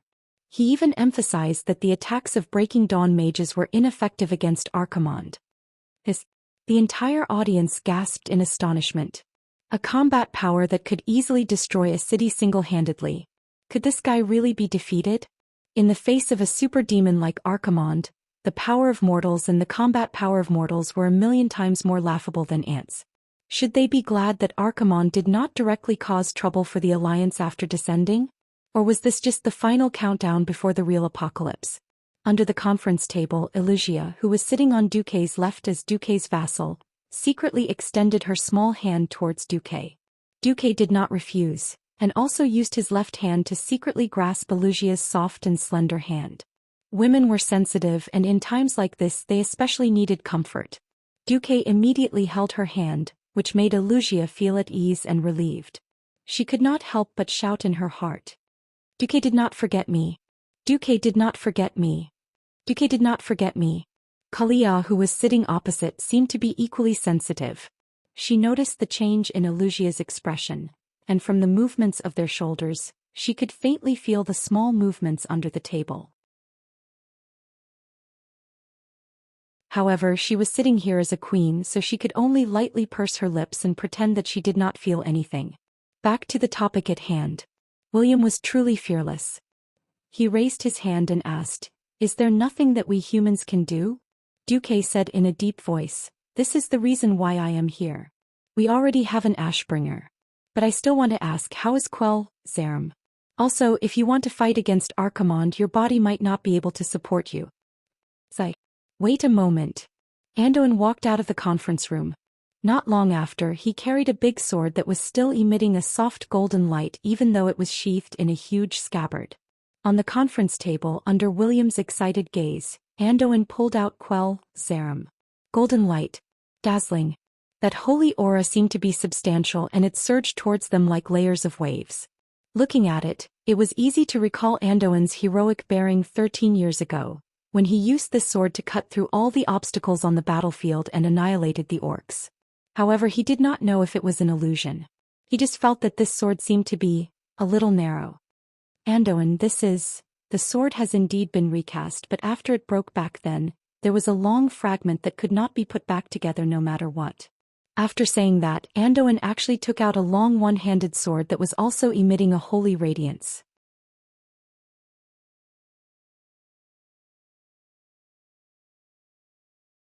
Chapter 851. The system genie scanned it and the general situation appeared. This was the translated version of the information that Duque was familiar with. Unknown holy sword bound after pickup unique one-handed sword 90-155 damage speed 2. 0 attribute, holy level, artifact low level, requirement, Breaking Dawn Mage non-evil alignment. It is estimated that the attributes of the equipped user will be increased as follows. Plus 32 stamina plus 42 agility. Equip. Increases the critical hit rate of your physical attacks by 36. Equip. Increases the critical hit rate by 50. Equip. Increases the attack strength by 108. Equip. Possibility of hitting. Shoots a holy arrow at the target, dealing 308 to 412 points of holy damage and an additional 100 points of holy damage within 10 seconds. Equip. Deals 10 points of holy damage to enemies who attack you with melee weapons. Looking at this long and sharp sword, almost like a piercing sword, the incomparably dazzling holy sword, Duke's testicles were faintly aching. Fate seemed to be playing a huge joke on him. A divine weapon that had never appeared in the original history was right in front of him. Its gorgeous attributes and special effects were definitely superior to all epic weapons in this era. It might even be superior to other divine weapons by several streets. 99% of its attributes were flawless. If it was taken out, most melee professionals in the world would go crazy for it. It was a pain in the ass because the equipment requirement was for a Breaking Dawn mage. What the hell is this? A melee weapon for Breaking Dawn mages? It was true that mages could use one-handed swords. Before transmigrating, Duque had teased his mage friends in the game. Damn it, if you can't fight, can't you just rush up and kill the boss with your staff? However, this holy sword, which was clearly meant for thieves who use swords, was actually limited to Breaking Dawn mages. Wasn't this asking Duque to stab Archimonde with the sword? Such a small sword for Archimonde to use as a toothpick? What kind of divine weapon is this? Duque, who was used to safely hiding behind and casting magic, was shocked when he found out that this meant he had to fight at close range. Andoin also knew how unreliable this sword was. He could only shrug and say helplessly, "I don't know what happened either. After the sword broke, I went to find Magni to reforge it." In the end, he still insisted that this was the guidance of fate. The guidance of fate? Fate, my ass. If I didn't change your fate, you Noxus would have been dead 13 years ago. Lothar continued, "If it was someone else, I would think that Magni was crazy. But if it's you, I think this might be a special opportunity. Come to think of it, your talent in close combat isn't bad. After all, you stabbed Sargeras and beat up Deathwing." Duque couldn't hear what Lothar said after that, because he was already in a mess in the wind. Duque wasn't afraid of death because he could resurrect. Duque had always tried his best to stay as far away from those who played with dark magic and plundered souls. One had to know that even though Archimonde looked like a maniac in melee combat, he was actually more skilled at magic than most mages. He could still remember Archimonde's finger of death. This unreasonable dark magic was definitely powerful enough to destroy the heavens, the earth, and the air. If he was hit by it, Duque's soul would fall in minutes. Even the angel sister, who could only be seen after death, couldn't save Duque. This time, if he died, he would die. In the past, Duque had the fearless image of a mage who wrote novels and a warrior. But aren't you a legendary hero? Aren't you the dragon slayer Duque? You even dared to fight Sargeras. Why don't you dare to fight Sargeras' underling? When Duque rose higher and higher with all kinds of achievements, people would unknowingly have higher expectations of him. It was like a ruffian who became a hero and people would praise him loudly. On the other hand, even if a hero slaughtered one evil dragon after another and saved countless people, people would only think of him when the next evil dragon appeared. For a moment, Duque almost wanted to abandon this burden. He had never been a true warrior. Even after transmigrating for so long and doing so many earth-shattering things, he was still an ordinary university student. He could be resurrected after losing his moral integrity, and he could sacrifice his courage at almost no cost. No one knew that because he was afraid of his soul being captured, Duque had been avoiding Ing Gang and other demon warlocks who were far more powerful than him. For example, he had never faced the demigod warlock ghoul, Dan, even once. Moreover, this time he was no longer facing an enemy of similar strength, but a demon commander who was far beyond his imagination. It wasn't just him. Even Alugia, who was secretly holding his hand, grabbed his hand instead. She was clearly saying, "Don't go, that's the demon commander. Only a demigod should deal with him." However, Duque still held out his hand. It wasn't the left hand that Alugia was pressing down on. It was the right hand. He used his right hand to grasp the hilt of the unknown longsword. There was a bitter smile on his face. "I came for insurance. I just didn't expect this insurance to be myself." Andoin took a deep breath. "You're hesitating." "Yes." Unexpectedly, Duque didn't deny it. "I thought you were a fearless and gutsy non-human monster." Duque was silent. However, Andoin walked over and patted Duke's shoulder under William's expectant and slightly disappointed gaze. He didn't face Duke but spoke to William instead. "Don't worry, Andoin. William, did you see that? A true hero isn't a fearless madman. Even the great hero in your eyes, Duke Marcus, would still be afraid, worried, and hesitant. This is normal because only those who act like that are real people." Not only William but even Duke's face was filled with astonishment. Andoin continued, "This is a crisis of the world. Who wouldn't be afraid when facing such an opponent? However, among 10,000 people, there would always be one or two who would stand up for various reasons. Maybe it's for honor, or maybe it's because of responsibility or some other messy reasons. But these are not important. As long as one makes the crucial choice at that crucial moment, regardless of whether he succeeds or not, he is already a hero at that moment." Duque was stunned. William took a deep breath. "Uncle Andoin, were you afraid when you went to Karazhan back then?" "Of course. I was afraid too, but I had to go because I had your father and you behind me, the kingdom and millions of Stormwind people. And Medivh was one of my few childhood friends. So I had to go.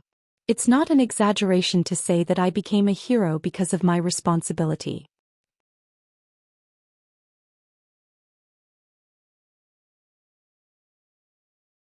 Chapter 852.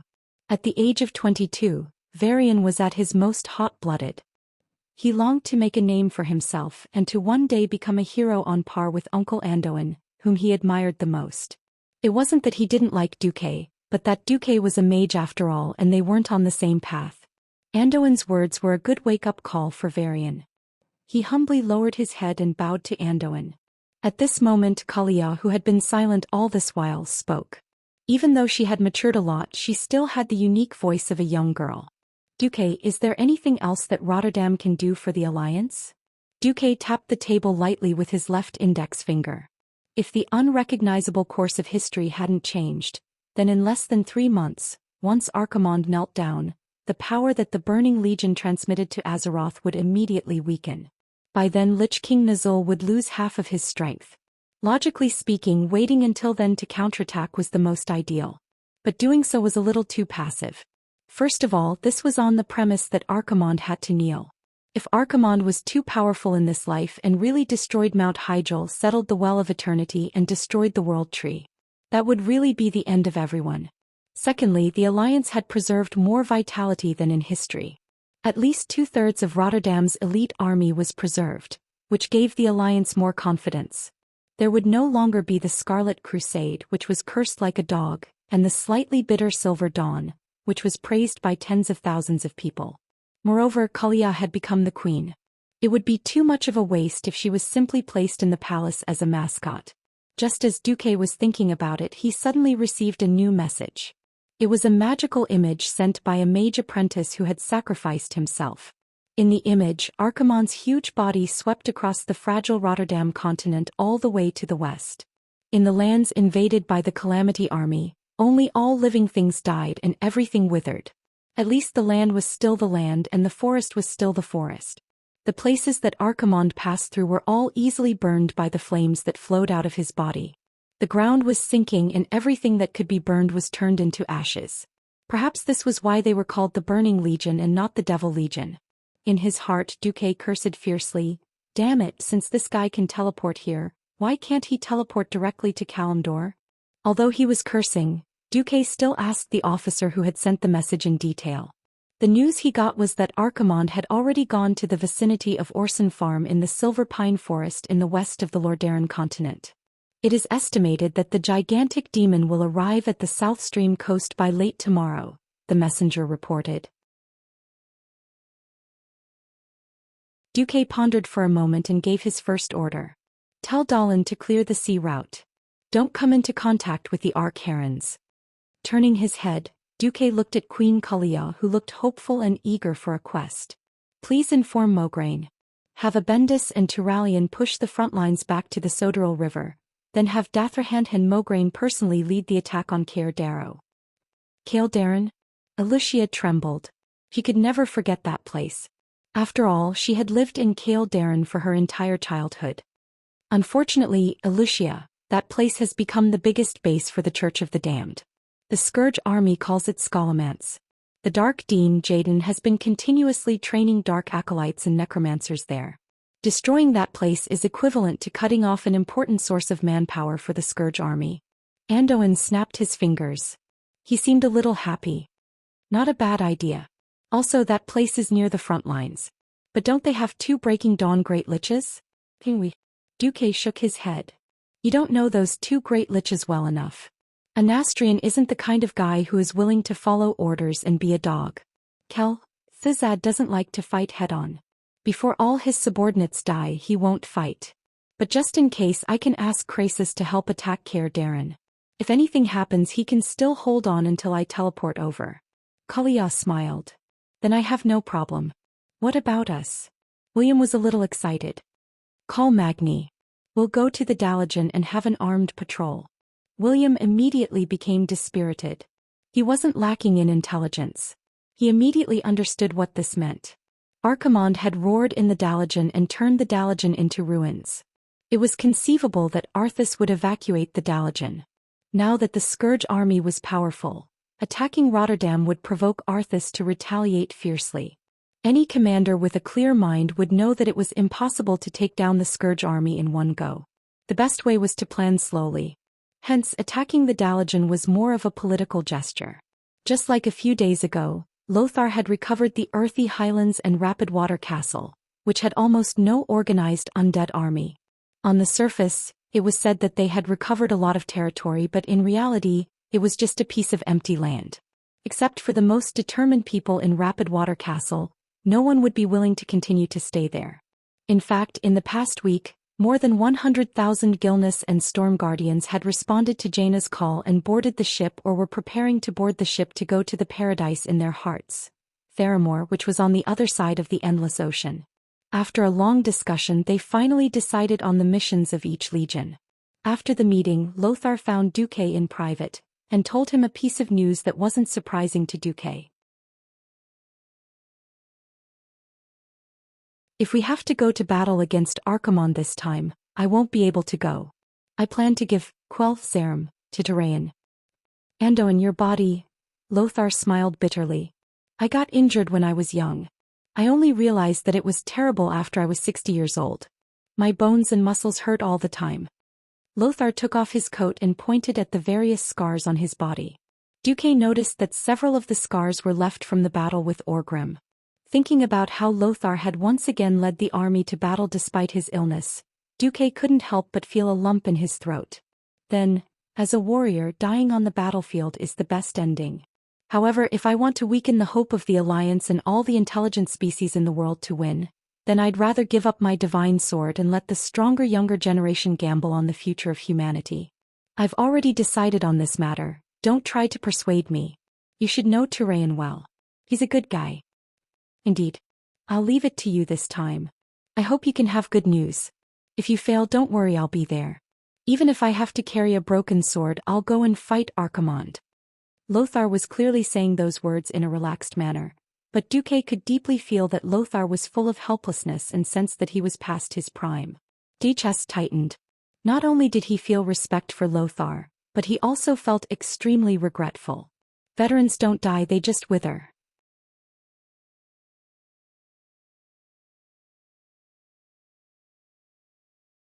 Chapter 853. There was hesitation and the thought of retreating. Compared to a true hero like Lothar, Duque felt ashamed. His title as a legendary hero was more like a blasphemy to the word hero. It had nothing to do with past achievements, but purely the difference in ideology. Duque summoned his courage and said, "Yes, Andoin, actually you might also know that the longevity of the High Elves and their original ancestors, the Night Elves, actually comes from the blessings of the dragons. To be precise, it comes from the blessings of Nosdorm." Lothar narrowed his eyes, seemingly having already guessed what Duque was going to say. Before Duque could say it, he waved his hand gently to stop Duque. Perhaps living beings will instinctively pursue the so-called longevity, immortality, and even eternal life. However, I don't think that too long of a time is a good thing for a living being. Look at the High Elves. Even if they don't have an infinite lifespan, what have they done in the past thousands of years? They have fallen and corrupted because of emptiness, and imprisoned the thoughts of themselves and their compatriots because of their lack of progress. In the past 7,000 years, has the entire Kuel Salis kingdom ever improved at all? Lothar's words made sense and Duque was speechless. It is precisely because of the shortness of human life that we cherish it. Humans will seize the most glorious years of their lives to invent, create, and do all kinds of valuable things. Look, when I was young, the entire world only knew about swords and magic. Lothar then pointed his finger at Duque's eyebrows. However, the hot weapons and steam civilization that you promoted have overturned the lives of the people of Stormwind in the past 13 years. If it weren't for the existence of transcendent professionals, and if it weren't for the fact that cannons couldn't destroy the undying and demons, there would be no need for long swords and holy light to exist at all. Think about it, isn't this a miracle created by humans? Duque's breathing quickened all of a sudden. He waited, eager to hear Lothar's last words. Indeed, Anduin Lothar, the name with a sacred meaning, and the greatest words left by the greatest man of this era, did not disappoint Duque. That is to say, life is great because it's short, life is glorious because it's limited. Duque was shocked to the point of being unable to control himself, as if a bucket of cold water had been poured over his head. Duque suddenly understood why Lothar would choose not to marry and would rather let the noble and great earthy bloodline end in his generation. Noxus believed that there was no need for Thoradin the Great's bloodline to continue existing after a more inclusive and greater alliance. Suddenly he felt like crying. But he couldn't cry. Lothar left, leaving Duque alone in the wind, gazing into the distance. As the night deepened, Lucia came to Duque's side. It's getting late. Get some rest. If the soldiers below see you in such a melancholic state, they will start to doubt their future. Yes. In the past 10 years, in order to avoid agitating the Rotterdam kingdom, the Bear family had never sent any of their members to take up important positions in South Sea Castle. However, as the former lord of South Sea Town, the Bear family's influence was everywhere, and they were the de facto masters of South Sea city-state. Hence, the Bear family owned an independent villa on the hill to the west of South Sea Castle. Following Lucia to the so-called resting place, Duque was stunned to discover that the style of the villa was completely modeled after the villa on the side of the Wind Lake that he often stayed in. It was not just the exterior but even the things inside were arranged exactly the same, except for those that were too precious to be replicated. The master bedroom was arranged according to Duque's bedroom in Karazhan. Clearly that was not something that could be done overnight. More importantly, many of the things in the villa were obviously Windrunner's style, which was left behind by the two female owners of the Wind Lake Villa. In fact, she had even discovered and imitated many small details. If Lucia was a jealous or narrow-minded woman, she would never do such a thing. What was effort? That was effort. Duque suddenly sighed. Lucia was too good to him. In the 10 years that he had been missing, Lucia had supported the entire Marcus family without complaint or regret, ensuring that his policies and plans could continue to be implemented, and even providing for all the expenses that his so-called fiancée Gianna had. When he had just returned, when his magic circuit was in a mess, she did not hesitate to split her soul and offer up her magic circuit to help him through the difficult times. When he rushed to the Dalajan to besiege Arthas for the first time, Lucia endured the pain in her soul and rushed back to Stormwind City to organize the logistics of the army. This young lady of the Bear family, who had almost been completely ruined, had silently shouldered so much with her feminine body and weak shoulders. However, she had never been jealous of Aurelia and Sasha. She put herself in a low position and did all this silently. Lucia? Lucia, who had been tugging at the hem of her skirt nervously, not knowing if Duque liked her, was stunned for a moment before coming back to her senses. While I'm back, I'll first fix your magic circuit. No, your battle is imminent, you need more. Obviously, Lucia had misunderstood. Duque did not say anything but only deeply pressed his lips on hers. The woman's uneasy heart suddenly calmed down. Duque smiled. Don't you think that if you get your magic circuit back, it will be more convenient for you to open the portal to find me? Lucia's face instantly turned red. From her cheeks to her neck to her collarbone to her half-exposed peaks, she was all bright red. Shli, I didn't mean to drag you down today. But when I think that I haven't really had you and that I might lose you soon, I suddenly feel very scared. Duque breathed into Lucia's sensitive ear. Today, in addition to fixing your magic circuit, I will also help teach you alchemy. Alchemy? When did Duque learn this thing? Or did Duque learn it in the past 10 years in Karazhan? Duque added in a low voice, it's the most mysterious human alchemy in the world. What? The human body was very mysterious. It consisted of 45% to 75% water, about 8% blood, 35% to 40% bones, and a certain amount of protein, fat, and muscle. The specific method was to first purify the parent body, usually just washing it clean, and then draw a magic circle with your finger. Usually you would focus on the important parts and wait for the parent body to warm up. The last step was the most important step, pulling out the long sword needed to summon life, stabbing it into the center of the magic circle, repeatedly stabbing straight, stabbing left and right, and stabbing back until the blade burst with the light of life. There was a chance to complete human alchemy in 10 months.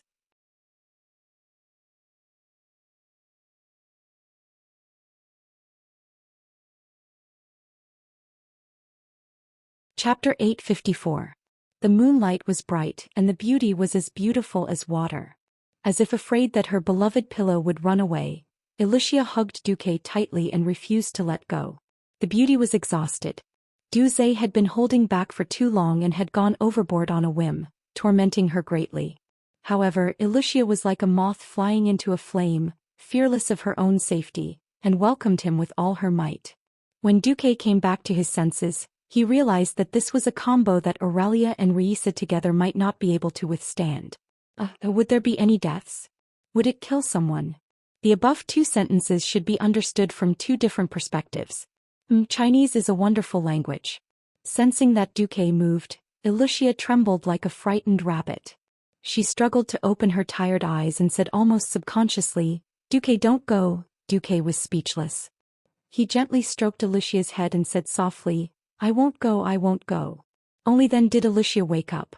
She raised her head, and there were still faint traces of tears in the corner of her eyes. Duque suddenly felt heartache and wiped away her tears with the softest of movements. "I'm sorry I hurt you." The black-haired beauty made a mellow nasal sound and then smiled softly. "This pain is really nothing compared to the 13 years of waiting and mental torture. It's a pity that I can't give you my most beautiful 10 years. Women were like flowers, and Alicia's most dazzling and blooming age had just passed. Using her finger to gently draw meaningless symbols on Duque's trained abs, Alicia said faintly, "I'm not a jealous woman. As long as you can occasionally come and pamper me, I'm willing to die." Where else could he find such a good woman? For a moment, Duque felt that starting a harem was a very immoral act. But after being together for so long, it would be a sin to leave anyone behind. Fine. He would get used to it after a while. However, Duque decided to give Alicia a gift. "Close your eyes." She had doubts, but she did not hesitate. She knelt there and propped herself up without any concealment, revealing her beauty. She then gently raised her head and closed her eyes, quietly waiting for Duque to make his move. She trusted Duque unreservedly. Even if Duque gave her a sharp knife to kill herself in the next moment, she was willing to accept it. However, what she got was a surge of heat that she had never experienced before. It was like a clear spring in the mountains in summer. At the same time, it was like the boundless growth of cheerful vitality in spring. She could clearly feel that the white hair that she had grown due to working overtime and staying up late had fallen off by itself. The dry and split ends of her hair had also disappeared without a trace. There was also her skin. Although she had always taken good care of it, how could the skin of a 28-year-old mature woman be comparable to that of an 18-year-old girl? But at this moment she felt as if an endless source of life was nourishing every corner of her body. Every inch and every cell in his body was singing in joy. "Ah!" Alicia finally cried out involuntarily. She looked at her delicate palm in disbelief. Then, almost recklessly, she turned around and rushed to the only full-length mirror in the room. The next moment she suddenly understood what Duque's gift was. It was something that almost all human women in the world secretly yearned for and had always been envious of the high elves: eternal youth. If it was given to her by someone else, she would most likely think that it was some kind of magic or high-level scam. But the person who gave her the gift was Duque.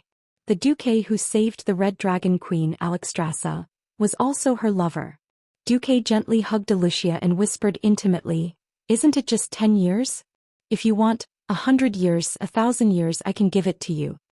Alicia was so excited that her tears were like a broken dam. She turned around and kissed Duque frantically. The second round of human alchemy had begun. The next morning there was another military conference. William was dumbfounded to see that the two ladies who had participated in the military conference the day before had completely different reactions. Alicia was in high spirits. What was more exaggerated was that she seemed to be 10 years younger. In the past, William had felt that Alicia was a very obvious older sister. Why did he feel that she was the same age as his queen now? On the other hand, Queen Kalia, Her Majesty seemed to have not slept well the whole night. Even though she covered it with rouge and makeup, one could still see the obvious eye bags and dark circles under her eyes. Just as William was about to ask the queen if she had not slept well the night before, the old Andoin kicked him harshly under the table. On the contrary, the Bronzebeard brothers, who had just arrived with the new dwarf army today, looked confused. Then Duque suddenly felt like strangling Magni's big mouth, because the dwarf king had made it clear from the start. "Duque, what the hell are you doing now? How many queens have you offended? Let me tell you. If you cause a civil war in the alliance because of this, I won't save you." His words made Kalia so embarrassed that she wanted to find a hole to hide in. She and Duque were innocent. Theoretically. Duque was embarrassed. He decided to be an ostrich. I don't know anything. I really don't King know anything. I don't care if you believe it or not, I believe it myself. Yes, the plan worked. In the following week, the Alliance's two armies advanced at the same time. It was not considered a joint attack, but it was actually challenging the Calamity Army's bottom line. Without any obstacles, the Alliance's southern army recovered the Dalajan ruins. Along the way, the number of wandering undead they encountered was only in the 4 digits, which had nothing to do with the Calamity troop. William went up excitedly and cleaned them up in a few moments. The boring victory made William lose interest. Uncle Duque, will the Scholomance Academy resist more fiercely? If I had known, I would have gone there to take a look. No. There won't be any fierce resistance there, Lothar said with certainty. Why? William continued to ask. Because the one in control of the Calamity Army is no longer the Lich King Nizul. If I'm not wrong, when Archimonde descends, the control of the Calamity Army will fall into the hands of the Dreadlord tribe. Of course, they would want more of Nizul's loyal followers to be destroyed. The Scholomance Academy nurtured people from the Cursed Church, and the founder of the Cursed Church, Calthazad, was a loyal follower of Nizul and Arthas. The cunning Dreadlord was, of course, happy to see the Scholomance Academy kneel down. On the other side, the liches that had been transformed from high elves were also happy to see this scene. Would Arthas and Calthazad, these two lone commanders, rush to save the Scholomance Academy?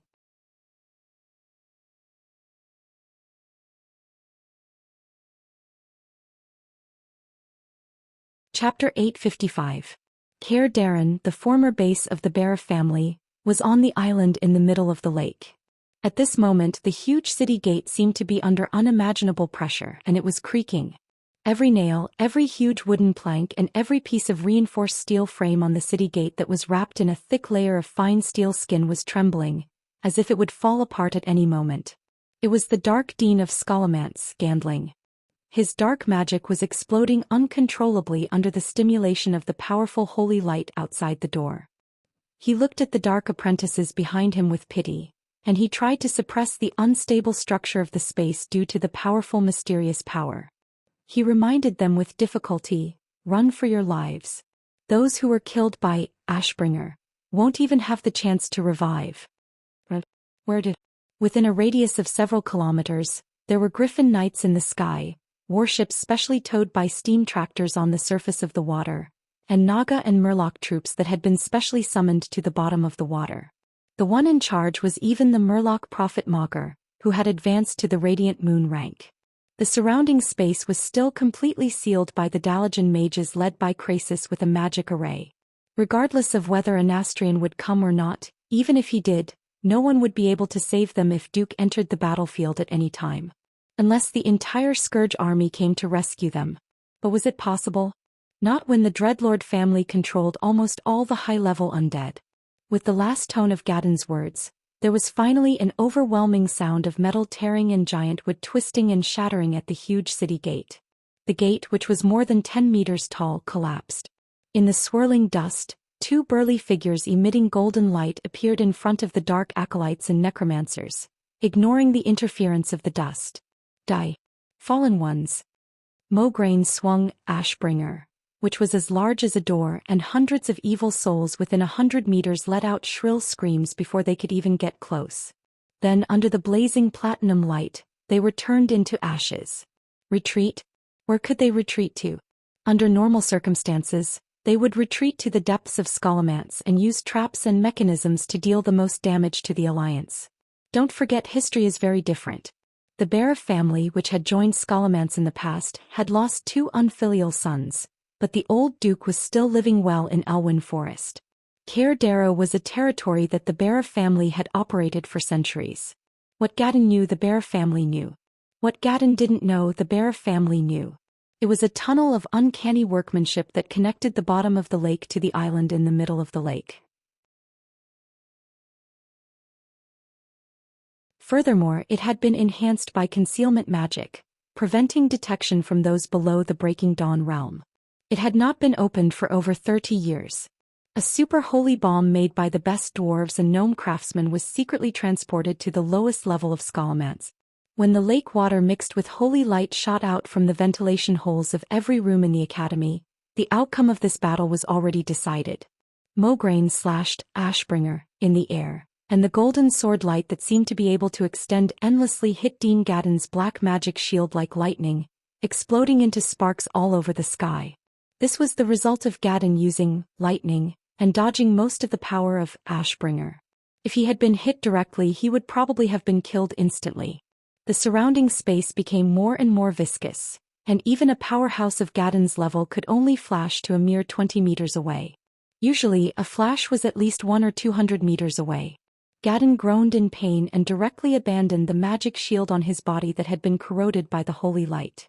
He tumbled down from the air and rolled a few times on the ground under the effect of the momentum before he stabilized himself. However, just as he summoned a new void demon and tried to sacrifice this demon to become his magic shield again, another ball of holy light brushed past his fingertips and hit his summoned demon.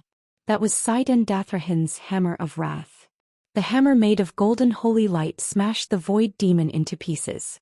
It was too late for Gadden to anti-summon it. The sharp pain from the soul connection told Gadden that this void demon was finished, and its existence had been completely erased from the entire universe by the holy light. The scorching air current with the shock wave of the explosion blew Dean Gadden, who had just gotten up from the ground, several somersaults. He crossed the potholed battlefield and finally crashed into the blacksmith's shop where the undead blacksmith was working just a moment ago. Gadden's old bones were stopped by an incomparably heavy iron felt. He knocked over a red-hot iron ingot on the iron felt, and the high-temperature red iron ingot imprinted on his shoulder, making a sizzling sound that was unknown whether it was roasted meat or bones. For an undead who had been resurrected twice, physical injuries were not important. What was really tragic was the subsequent blow. The brilliant brilliance of Ashbringer broke Gadden in half at the waist. Not only in the physical sense but also on the soul level. His soul, which was originally full and complete, was suddenly left with only half of it. Ah! Gadden let out a shrill scream. When he struggled on the ground with his bloodless upper body, two holy knights stood in front of him. Do you want to repent? A degenerate who pushed his friends and family into hell. Saiden's face was full of ridicule. His Majesty the Lich King. Gadden opened his arms, trying to make one last fanatical shout with his remaining soul. Who would have thought that before he could finish, the huge Ashbringer had already chopped him into pieces like a mountain-splitting axe. The evil body finally turned into ashes and dissipated in the air. Saiden rolled her eyes. I thought you would let him finish shouting before killing him. What did Duque say again? The sad cry of a dog can be quite interesting sometimes. Ignoring Saiden's frivolity, Mograine waved his hand, and a large number of holy knights rushed in to wipe out the remaining enemies in Scholomance. At this time he turned his head to look at Saiden Dathrahin. Saiden, I have seen too many disgusting undead who escape at the last moment. That's why I won't relax until I completely destroy them. You also have to be careful. Even if it is you, if you are careless, you may end up like Antonidas and have your body taken over, ending up with a ruined reputation. Ever since the holy knights decided to walk on the path of holy light, they have never been afraid of death, but we must die for something. A shiver came from the soul and it made Saiden shiver. Perhaps it was because she sensed the tragic fate in her original history, or maybe it was some strange sixth sense. This time Saiden really listened to him. At the same time, Duque, who had conquered the Dalajan ruins, found Antonida's last gift.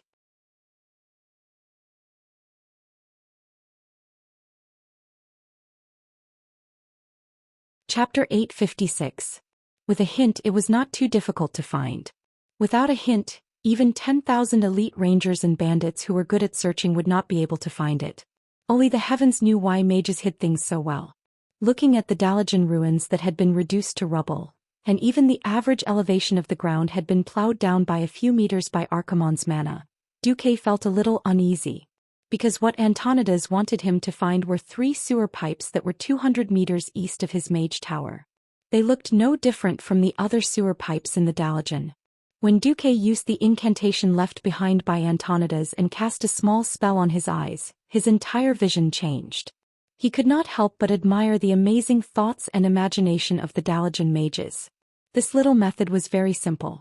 It was to use an elemental barrier spell to construct a small lens in front of the eyes to filter out certain elements. At this moment, it was filtering out all the frost elements, 2/3 of the fire elements and 1/4 of the arcane elements. What appeared in front of Duque were 3 large arrowheads. Obviously, the focus of the 3 arrowheads was the treasure buried deep under the Dalajan ruins. It was an underground treasure vault that was 168 meters underground and covered by a layer of rock with a magical array. First of all, this depth was already insane. Secondly, it did not matter if it was dug out by the dwarves who were good at digging holes. The treasure vault had a perfect self-destruction function. Forcefully opening the treasure vault would only result in a floor full of debris. Duque, accompanied by Wuxia who had recovered as a radiant moon mage as well as Andoin, William and the Bronzebeard brothers, sighed deeply, and used a unique spell to activate the few remaining sewer pipes. Brian found that he could see through the ground and see the water pipes that were buried underground. The pipes were so bright that he could even see the surface of the ground, and they extended all the way underground. Brian was dumbfounded. What the hell? Brother, it's a pity that Muradin is not here anymore. If he would definitely nag us for at least 10 years for missing out on this. Magni knocked his hammer lightly on Bulang's head. Fool. We don't have to keep it a secret. His spirit in heaven will see it. Duque didn't dare to speak at all. Was he supposed to tell Magni? I purposely didn't tell you that your brother is still alive so that you can turn your grief into strength so that you can focus on creating Ashbringer? Duque, who was a little conflicted, decided to find a chance to confess later. Alright, I'll send my doppelganger down first. Wait. Generally speaking, a Dalajan treasury like this is completely isolated from magical communication. Even if it's an avatar, how would it be able to send a message back? Duque smiled mysteriously. I have my own plan. Duke snapped his fingers and a doppelganger that looked exactly like him appeared in front of everyone. Even its movements were vivid and lifelike. Magni's mouth gaped open. What the hell? Are all magicians this good at magic tricks? Bulang echoed. That's right, that's right. Almost at the same time the 2 Duques spoke. Duque's doppelganger, who was walking towards the magic array that appeared, smiled. Father Breaking Dawn mages hear this, they might beat you up. The real Duque shrugged. Fortunately you're my brother. I don't care if my magic is said to be the magic of wandering mages. The 2 dwarves' jaws dropped and they couldn't close for a long time.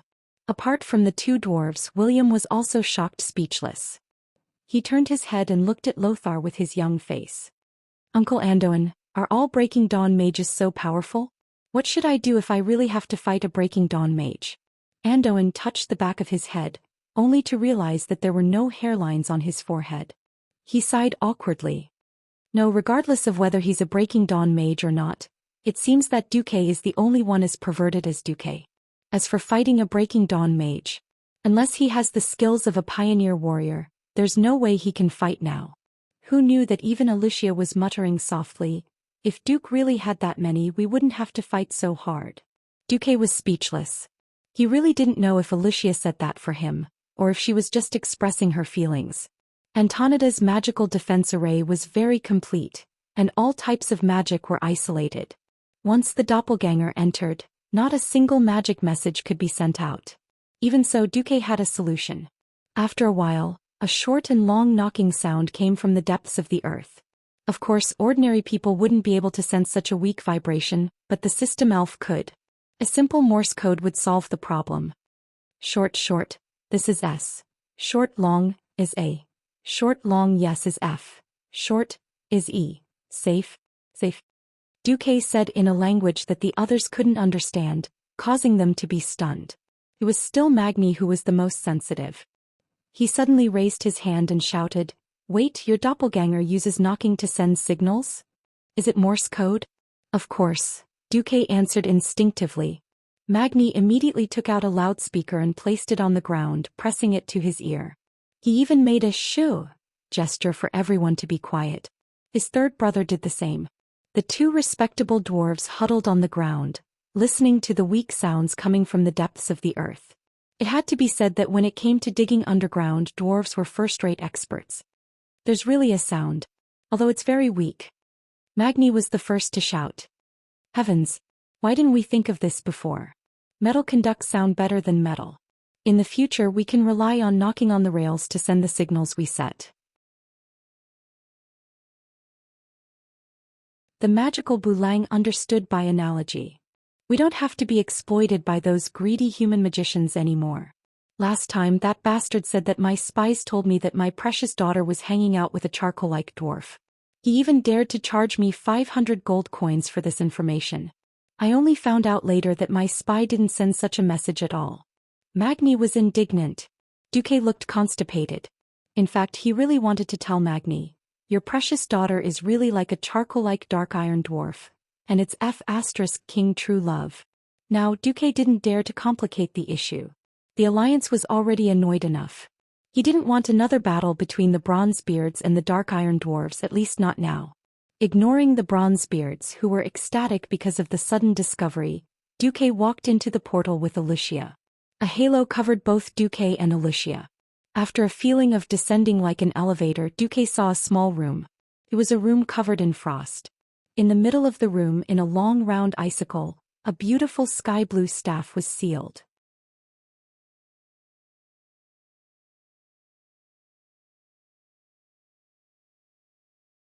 Chapter 857.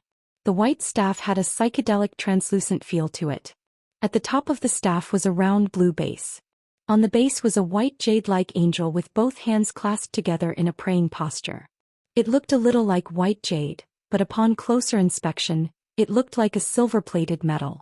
It was a staff that should have been frozen in an ice pillar, but behind the angel statue were 12 blue arcane stars that were distributed in the shape of a clock, rotating slowly in a clockwise direction. It was exceptionally beautiful. Duque said casually, "This should be a gift left behind by Antonidas. All women love to be beautiful." Wuxia subconsciously cupped her face and exclaimed, "Wow! What a beautiful staff. It's a pity. This aura is only used by Breaking Dawn mages, isn't it?" Duque smiled and gazed at Wuxia. "I'll use it for the time being. I'll give it to you when you reach Breaking Dawn." Wuxia was stunned. "Then, what are you going to use?" "I don't really like using staffs unless it's a very powerful one. Otherwise I won't bother using it." After saying that, Duque thought of something and added, "Actually, I still have the Atish, the legendary staff of the Guardian from Mediv. One day I'll recast that divine staff." Hearing Duque's words, Wuxia was relieved. Her eyes curved into 2 crescent moons as she smiled. "It seems that even for this staff I have to work hard to break through to Breaking Dawn." Duque rolled his eyes. Only a sorceress like Wuxia, who had no desires on the path of mystery, would be able to put the cart before the horse to such an extent of training purely for the sake of a beautiful staff. "All right, it's time to get down to business." Salon. Softly chanting the spell that Antonidas had given him, Duque extended his right hand forward as if he had touched the surface of a calm lake. Magic ripples spread in the air, and when the azure radiance spread throughout the vault, the piece of ice that had sealed the staff disappeared without a trace. It was as if the ice was just an illusion. Duque let go of Wuxia's hand and stepped forward. He subconsciously reached out with his right hand and then grabbed nothing. Like a proud kitten that refused to be touched by strangers, the blue and white staff spun in a small circle in the air, evading Duque's grasp. A cross-shaped vein appeared on Duque's forehead. This time he reached out at an even faster speed but missed again. Pfft. This time even Wuxia, who was watching from the side, laughed out loud. What the hell? Duque was about to flip out when he suddenly received a prompt from the system elf. "Dear host, it seems to want you to hold it with your left hand." Left hand? Duque listened to the system elf's prompt and stretched out his left hand this time. Suddenly, the proud kitten turned into a docile little kitten and landed on Duque's left palm. Almost as soon as he held the staff that was more than a meter long, incomparably complex and mysterious purple-blue arcane runes covered the entire body of the staff. Duque looked at it attentively, and suddenly a large list of prompts appeared on his retina. Frowny face, Obsidian Queen, bound after pickup. Unique. Secondary staff, cannot equip another staff after equipping. 50-85 damage, speed 3. 0. Attribute, arcane level, demigod requirement, Breaking Dawn mage, owner of Arcane Throne and Crown of Ice magic circuit. It is estimated that the attributes of the equipped user will be increased as follows. Plus 50 endurance, plus 88 intelligence equip. Plus 20% arcane magic damage equip. Plus 40% arcane magic conversion efficiency equip. Plus 20% critical strike rating equip. Increase magic hit rating by 32 equip. Increase magic hit rating by 32 as long as you are in a place connected to the arcane elemental world. Default plus 255 spirit. Equip. Automatically activates a magic shield by default. Can absorb up to 550 damage. Cooldown, 60 seconds equip. You have an additional arcane energy. Cooldown, 300 seconds, does not conflict with the cooldown of the arcane circuit caused by the activation of arcane energy. After looking at the attributes of this strange secondary staff, Duque was dumbfounded. It was not that this staff was not impressive, but it was too impressive. Putting aside the harsh requirements that were almost exclusive to Antonida's, even though it was a demigod weapon, its attributes were even more impressive than many of the divine weapons in his impression. For example, the Atish legendary staff of the Guardian, in Duque's impression, its intelligence was just over 100. Duque really liked staff that directly increased percentage. This was many times better than staff that increased attributes. A life-saving magic shield that could be used once every 60 seconds was definitely a praise. That extra burst was a godly skill among godly skills. If he were to praise it, then Duque would like to give it 10,000 times. But, after equipping this staff he could no longer use other staffs? This staff could actually increase spirit by 255 in most cases? What the hell was this? Spirit was a little useless for mages, but it was better than nothing. Spirit was an attribute that was generally used by priests and other healer professions, and the plus 40% arcane magic conversion efficiency always made Duque feel, did I just take a wand-type magic battery? There were so many things that Duque wanted to complain about in his heart that it was almost comparable to the stars in the sky. In the end, Duque finally understood why Antonidas did not use this staff himself. On the table where the staff was originally stored, Duque found a handwritten book. On it was written Antonida's diary, or rather last words. Today, I finally got my body back, but I am no longer human but a dirty great lich. I hate this state. Although I am old, I have never wanted to survive in this form. However, I have to hypnotize myself and tell myself that if I can continue to exist, I can do more magic and explore more mysteries. Otherwise, I will not be able to fool that bastard Nazul's soul search. I am going to Kuel Salis soon, but today the Dreadlord asked me for the Book of Mediv. I guess it should be to summon a super demon from the Burning Legion, perhaps kill Jaden or Archimond. I guess it is more of the latter. Fortunately, I have a copy which gives me a chance to tamper with it. I used a part of my own soul to replace some key bytes. If I fall, this copy will naturally be damaged. Duque, I do not know if you will see this handwritten book. If you see it, I hope you can understand how powerless pure elemental damage is against a truly powerful demon. Just like how I was defeated by the Dreadlord. You need to highly concentrate your magic, otherwise you will not be able to harm these great demons. Perhaps my path is wrong, but at least there is hope.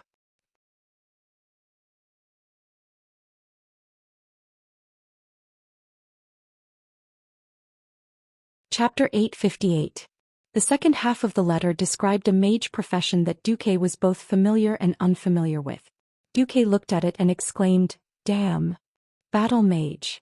This class-sounding profession evoked a memory that had been sealed away for a long time. Before he transmigrated, many players would remove the Azeroth. It was a time when Lordaeron had collapsed. The once glorious people of Lordaeron had formed the famous Scarlet Crusade. In the Scarlet Crusade dungeon there was an area called the Scarlet Zone. The Scarlet Zone was not a popular dungeon and most players were not familiar with it, so it was common for the team to be wiped out. But the most terrifying elite monsters were even scarier than the bosses. They were the seemingly ordinary red-cloaked battle mages. When Duque first came he thought it was just an ordinary monster that wielded two weapons. In its right hand was a seemingly powerful flaming sword and in its left hand was an ordinary staff. It sold swords and made staffs at the same time. Duke joked. Then he was so amusing that he, a mage, dared to run over and start the fight. Well, there was always a price to pay for underestimating someone. Duke had forgotten that the famous mage in Lord of the Rings, Mr. Gon Tofu, who was also known as the Berserker Mage, was also a dual-wielding sword-wielding staff. One could imagine that a person with such an ability was no ordinary person. These elite pharaoh's skills were quite strong. Their arcane explosion could push Duque back and attract more monsters. The shockwave from morning dealt a lot of fire damage, and it also had a movement speed reduction effect. There was also the continuous damage spell sacrifice. For a newbie mage like Duque who had good green equipment, he did not know that this spell could be dispelled. The result? He was defeated. Without a doubt, he was defeated. Duze used all of his skills, Flash, Ring of Frost, Icicle and Wind Blast, but he couldn't even run back to the door and run out of the dungeon. He was brutally killed less than 10 steps away from the dungeon's door. Then the second time, Duque did not believe it and was killed by the battle mage's staff and flaming sword.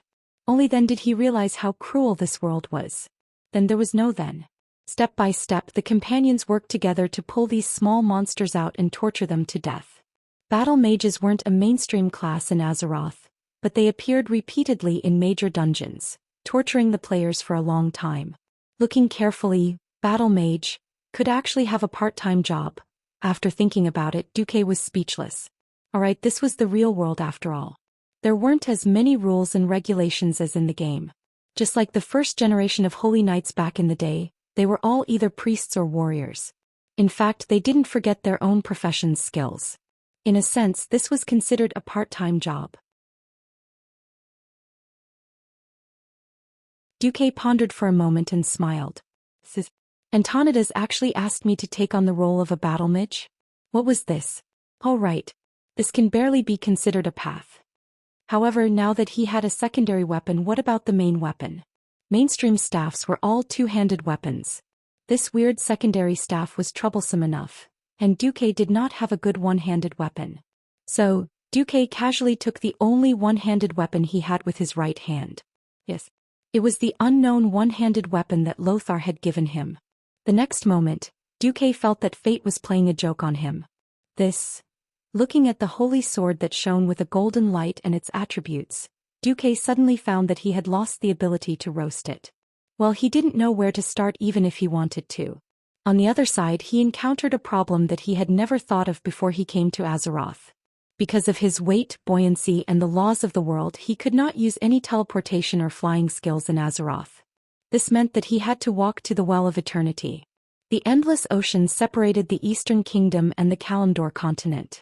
This was not a problem for him. Demons did not need to breathe anyway, so he walked directly to the bottom of the sea from the South Stream coast. Originally, with his speed, even if he walked, he would definitely cross the endless ocean in more than a week. In theory, that was the case. However, he was tricked. 10,000 meters under the sea, he could not even see his fingers in front of him. The only thing he could rely on was his perception of the continent's magnetic field. However, an intelligent existence that had a deep-seated hatred for Archimonde cleverly used a magic tool to interfere with Archimonde's perception, causing this demon commander to foolishly run to the center of the endless ocean. One must know that the center of the ocean was not once a sea. This was the center of the ancient war 10,000 years ago, the location of the Well of Eternity. The big explosion back then had blown the continent into pieces, and the remaining super-high energy vortex had become a vortex trap that even Archimonde could not easily escape from. He was directly trapped. In the distance, a female Naga with 6 arms used a special underwater communication method to ask her leader, "My lord, aren't we indirectly helping the night elves who exiled us back then?"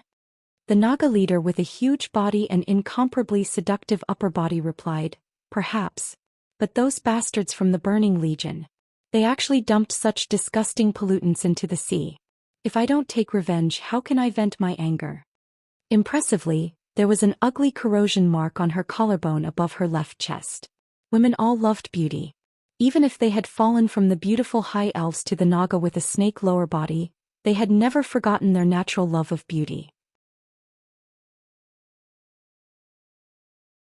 Because of Du's shameless actions in the Well of the Sun, the Naga of the Deep Sea had fallen for it, and then Archimonde had inexplicably been implicated. Fortunately, Duque did not know. Otherwise, that bastard Duque would only have laughed 3 times. No one had thought that things would actually turn out like this. buying incomparably precious time for the creatures on the two continents. If Archimonde had arrived within a week, it was obvious that many things would have immediately collapsed. For example, Jaina, who had just landed in Theramore. For example, the tribal army that had arrived not much earlier than Jaina. And then there was Duque's side. Two incomparably exquisite invitations were almost sent to Duque's hands at the same time. When Duque saw it, his eyes widened. It must be something important for Mograine to abandon the army and personally come to invite Duque. Her Majesty Queen Kalia's official ascension to the throne, please do me the honor of attending the ceremony. Next to her, also very familiar to Duque, was the youngest of the Windrunner family, Lilith.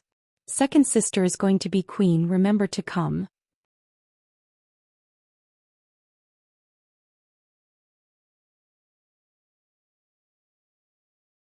Chapter 859. One of his own was going to be a queen, and it was two queens ascending the throne at once. This was supposed to be a joyous occasion, worthy of celebration and celebration. However, if two queens who were close to him ascended the throne on the same day, then it would not be fun at all. A certain Du once had a dream, and that was to use the kingdoms that had sunk in the history of the Alliance's sampans. He would make one sampan after another into a chain of ships, and then build an unsinkable aircraft carrier to ride on the sea. Now, the aircraft carrier had yet to appear, and the two large ships in his base were in danger of capsizing at the same time. At this moment, a certain Du thought of a certain pitiful person who was killed by his girlfriend with a hatchet. At this moment, a certain Du thought of the Alliance starting a civil war against the Elven Ranger because of him. At this moment, a certain Du thought of the Lordaeron Paladin angrily confronting the Elven Ranger. Duque's reaction was that of a dumbfounded one. At this moment, Duque, who was in the Dalajan Ruins military camp, would never know that at this moment, in the gorgeous Lordaeron Palace-cum castle in the center of the holy city of Stratholme, two women who were about to become the most powerful on the continent were staring at each other. The room was newly cleaned, and most of the decorations in the room were from the time of Lordaeron. However, most of the furniture was very old, although it could still be seen that it had been well maintained and cleaned. The most new things in the room were the paintings hanging on the wall. Kalia, who was dressed in pure white priestly attire, used her soft fingertips to slide across the frame of a well-framed painting. Her thoughts seemed to have returned to the distant end of the river of time. I've been to many places, many of which I've only seen in night novels 13 years ago. I've always been fascinated by these places, but 13 years ago, I thought that I would never have the chance to see these places with my own eyes. I've been to Stranglethorn Vale and was chased for 3 days and 3 nights by trolls who like to hunt their heads. From the edge of Zul Gurub in the east, through Lake Nafariti, all the way to the Reef Sea in the west. It was only when the murlocs by the sea covered us that we escaped. That time Lilith alone killed 386 trolls. I've been to the Swamp of Sorrows. At that time the swamp was still a gloomy and terrifying place. However, in order to connect Overwatch Castle and Reedridge Mountain Fortress into one, Duque carried out a large-scale development there. Riadaline and I pretended to be clerics who came to help and volunteered for half a year. I've also been to Burning Steppes, Scorching Canyon and Barren Lands. I've killed wild wolves with my own hands and killed orcs with Smite.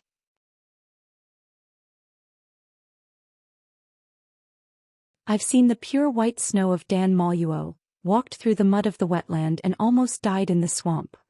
From the earthy highlands that were almost razed to the ground after the war, to the thriving Hillsbrad Hills, to the scorched Silverpine Forest. After that, the 4 of us crossed the ocean to the west and arrived at the Kalimdor continent that most humans and elves had never been to before. We used 8 years to basically wander from the southernmost Tanaris Desert to the more northernmost Azhara and Grey Valley. 2 continents, dozens of areas. Other than the areas controlled by the High Elves and Night Elves, I've been to all the places that I could go. I've seen with my eyes that should have been imprisoned in Lordaeron's high tower. I've touched with my hands that should have only been used for court etiquette and musical instruments, as well as to serve the king's husband. I've felt with my skin that even the amount of time I spend under the sun is limited. I've truly experienced with my soul. Kalia's voice involuntarily became high-pitched. Her fingertips slid across the oil paintings that she had painted with her own hands, evoking all the memories that had made her happy, made her sad, inspired her and made her sad in the past 13 years. When the memories of the paintings appeared in her mind again, she couldn't help but complete another spiritual journey. At this moment, Cervantes, who was supposed to stay in Quel'Thalas, unexpectedly appeared here. He had been sitting quietly on the guest seat in the middle of the room since the beginning, gently sipping his black tea. He put down the teacup in the most elegant manner, and in the interval between the queen-to-be Kalia, who was immersed in her memories, he finally spoke. Cervantes used a sonorous and powerful voice to narrate a cruel truth that hit the nail on the head. So what? Princess Kalia. Have you ever thought about it? It might have been intentional, it might have been unintentional. The result is that you became a hidden pawn in Duque's hands for 13 years. Kalia's movements suddenly stopped, as if she had been hit by a spell that stopped time. Yes, Cervantes was right. What a coincidence. That kind of coincidence was so perfect that it was hard not to think of it as a conspiracy. Just when Arthas fell into depravity and killed his father, Duque quickly rushed back and took over the most elite army in the whole of Lordaeron. Then he grandly pushed out Kalia, the golden signboard that no one could refute or oppose. Within a few days he stabilized the situation of the collapsing Lordaeron. Come to think of it, you Duque, as the deputy commander of the alliance, created the illusion that the princess of the Lordaeron alliance had died tragically. Then when the kingdom collapsed, you quickly released the princess. If you had to attribute this to a conspiracy theory, it would be really hard to find evidence to refute it. Seeing Kalia's reaction, Cervantes elegantly curled his fingers and took another sip of black tea. Then Kalia smiled. Her bright smile was completely stretched out, immediately making people think of an ocean of flowers blooming in spring. It was a smile that contained everything. A pawn? A conspiracy? Or could it be that Duque had already foreseen all of this, and then thought of how to benefit from it 13 years ago? If this is your question, then my answer is, so what? That thing. What? Kalia's magnanimous attitude made Cervantes a little jealous. Kalia held her head high and chest out. She gracefully walked over with small steps and stood in front of Cervantes. That year I was still underage. At that age where women love to fantasize the most, which girl did not fantasize about their Prince Charming? If you ask me who is the Prince Charming in my heart, then from the past until now there has only been one. At this moment, it was Cervantes' turn to freeze. She remained silent and continued to listen to what Kalia seemed to be saying. If this was really a conspiracy, then Duque should have used my affection for him 13 years ago to completely possess me. When I came back to my senses, maybe I would already be the mother of several children, and each child's surname would be Marcus. By the time my evil brother killed my father, Menethil's blood had already been changed to Marcus's.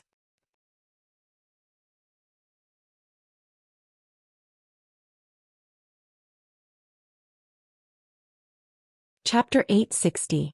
Kalia's voice was not loud, but each word was like a needle, stabbing into Sylvanas' chest. If Duque had not saved me back then what awaited me would have been a full 13 years of house arrest. It would have been a hopeless, gloomy life. But what did Duque give me? Freedom. From birth until now, half of my life's worth of freedom. I can do whatever I want, go wherever I want, be it mountains or seas or swamps or jungles. My 3 companions will accompany me and do their best to ensure my safety. If this is also Duque's plot to capture my heart, then he has succeeded. I will have no regrets even if I have to sacrifice myself or the entire Lordaeron. Freedom. What a precious word. If it were a high elf, it would easily be 1,000 years of imprisonment. For a windrunner, he would probably commit suicide in a few years. Sylvanas was extremely intelligent. Although she did not like to use her intelligence in politics and conspiracies, she had already vaguely understood why Kalia had sent a secret letter to find her, and wanted to talk to her face to face. She gently put down the teacup of black tea, and placed her left elbow on the armrest of the chair. Her palm rested on her cheek and she made an elegant and relaxed posture. Well then, why do you insist on setting our Ascension Day on the same day? Are you forcing Duque to make a choice? Kalia laughed instead. Like a lover asking for favors? Or are you putting the country on a scale and forcing Duque to weigh it? How is this possible? He has never been a man who would change his decisions because of power. If that was the case, he would have become my legal husband long before that so-called Lord of Presto. Sylvanas' beautiful eyes turned. Then what do you mean? If not for Duque, both Lordaeron and Kuel Salas would have been destroyed long ago. Since we both had our hearts set on the same man, even if Duque was unable to establish the next Arajuo Empire in the future, we should at least let Duque have an alliance where he could use his talents as he pleased. I plan to let the Rotterdam Kingdom give up their position as the leader of the alliance.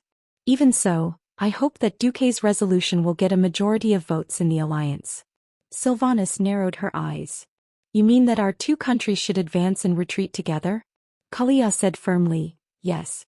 From the military to politics to the economy, they advanced and retreated together in all aspects. If possible, I hope that Miss Lucia can rebuild Alterac. With the addition of the Dalajan, which is destined to be controlled by the Breaking Dawn wizard Duque, and Stormwind, which has always supported Duque, we will have at least 5 votes. Sylvanas rubbed his eyebrows. Kalia had formed a harem alliance. As someone who had helped Duque guard his home for 10 years, and her 4th sister had always followed Kalia, she obviously knew that Duque had been a gentleman to Kalia for 13 years.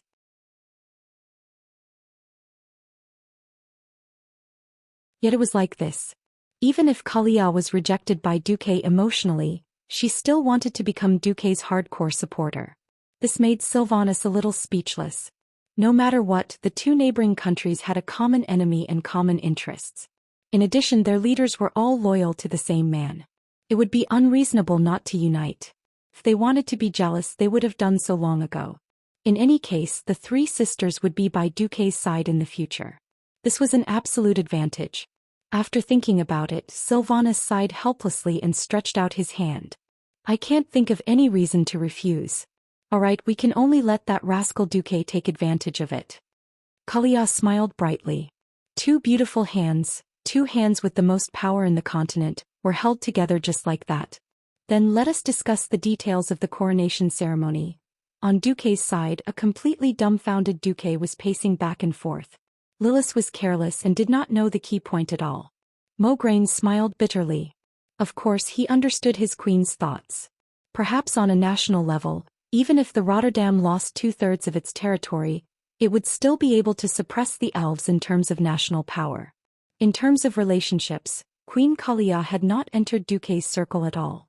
He subconsciously thought that the queen was messing around and would definitely make Duque unhappy.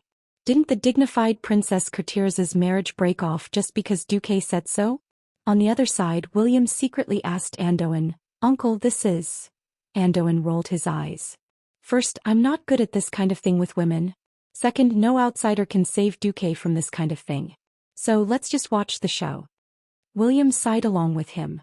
In the end, Duque had no choice but to secretly ask for Alicia's opinion. However, Alicia smiled. I don't think this is necessarily a bad thing. Although Her Highness Kalia has become more opinionated after becoming an adult, they are not unreasonable people.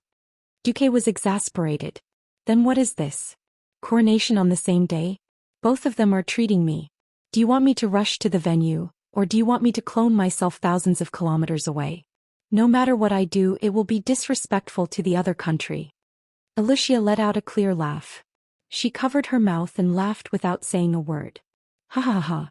That night, a new piece of news came, shocking Duque and the other big shots of the alliance. Queen Kalia's coronation ceremony was not in the holy city of Stratholme as everyone had imagined.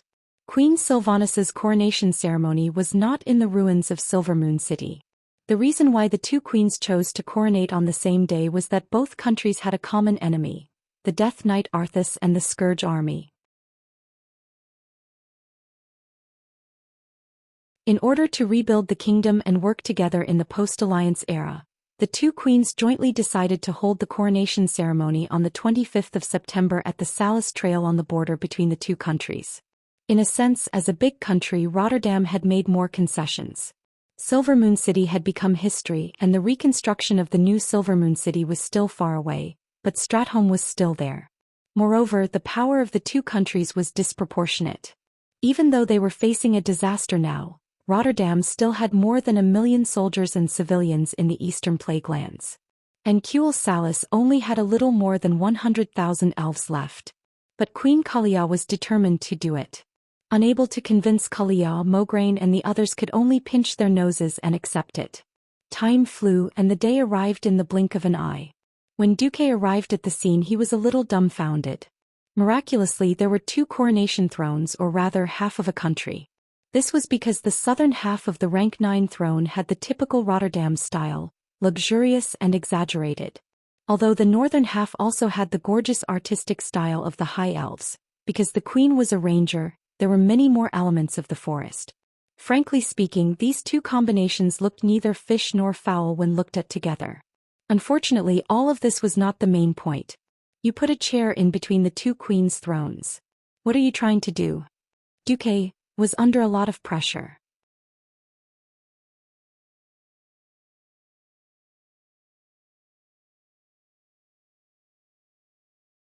Chapter 861. As the Storm Grand Duke and the commander of the alliance, Duque was definitely qualified to attend the coronation ceremony of the 2 queens. But to sit on the seat that was side by side with the throne, this was too much. The moment he saw that seat, Duque realized that the seat that was on the same level as the throne was probably for him. Almost immediately, he decided that it was not appropriate. In the huge tent that was temporarily set up as soon as the outsiders were chased away, Duque flew into a rage on the spot. In front of the 2 queens, Duque asked directly, "What are you doing? Who is that seat for? Don't tell me you want me to sit on it." "Yes. It's for you," Cervantes answered without hesitation. Duque gritted his teeth. "Why?" When the alliance was first established, the kings made a declaration that no commander's position could be higher than the king's. The commander is just a coordinator, not a ruler. Cervantes threw out an answer that Duque had never thought of. "Because you inherited the will of Alonsis Fail. But I'm a mage." Duque looked constipated. "I asked Riadeline. When you and I attacked together, the golden soul coin that you made should be condensed from the will of the former Archbishop of Holy Light. Am I right?"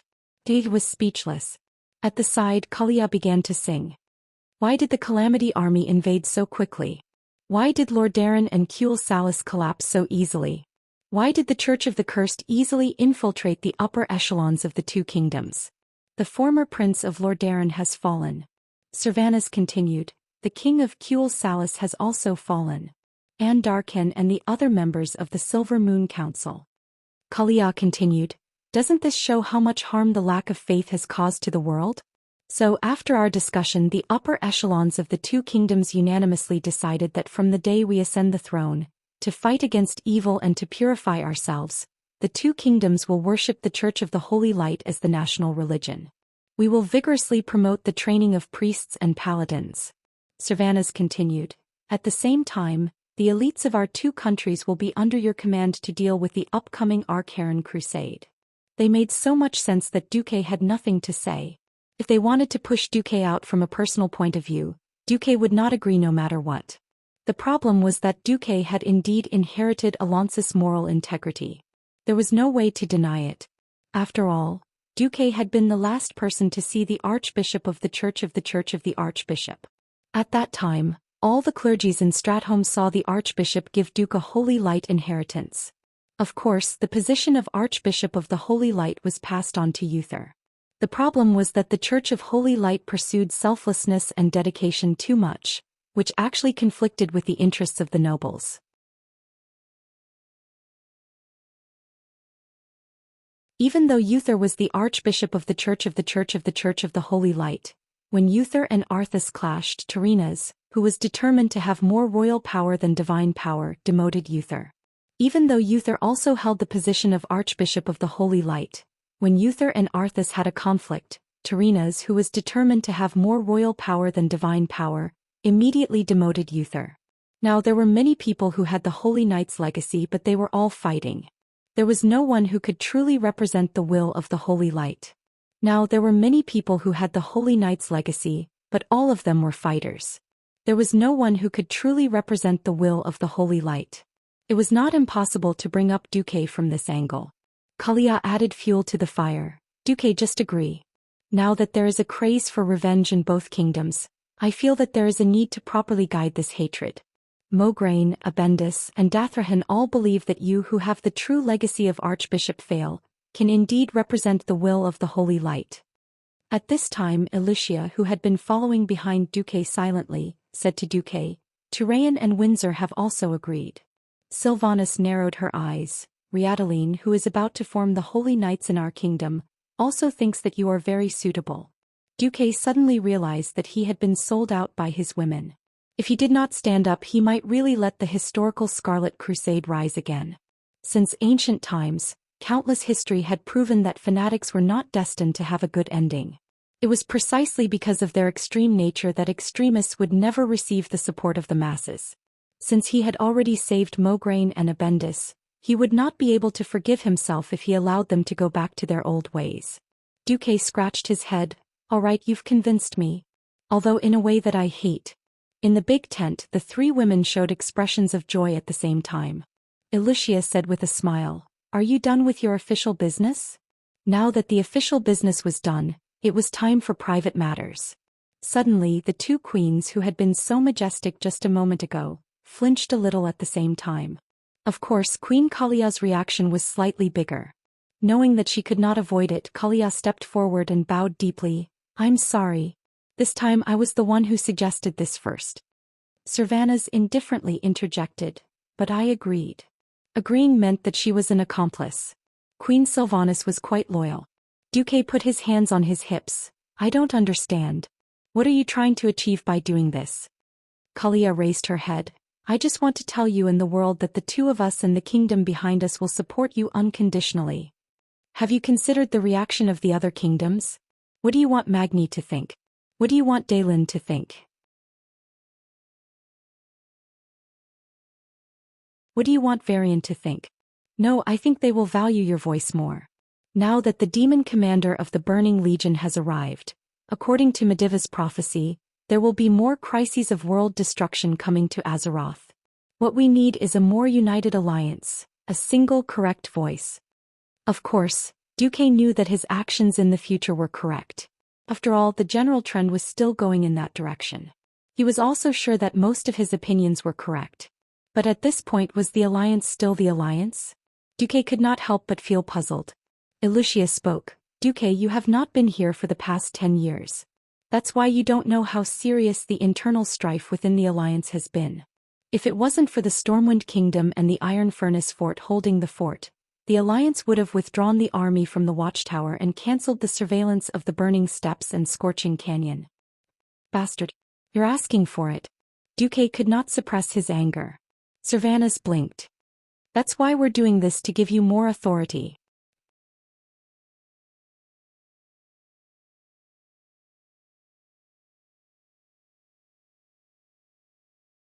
Chapter 862. A fly would not bite a seamless egg. It was precisely because Sargeras paid a huge price and did not hesitate to lurk for hundreds of years to control Mediv. He opened a hole in the Azeroth protection circle that was originally tightly guarded, which led to a series of subsequent problems. In fact, Duque also realized that it was precisely because of the fall of the dragon aspect that led to the weakening of the planet's protection circle. Even if the Deathwing Nesario continued to live as a traitor, it might be better than killing him in advance. However, what made Duque regret and fear was not this, but the various uncertainties in the alliance.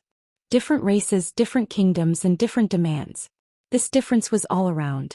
In the alliance, one could seek common ground while reserving differences and pursue greater goals.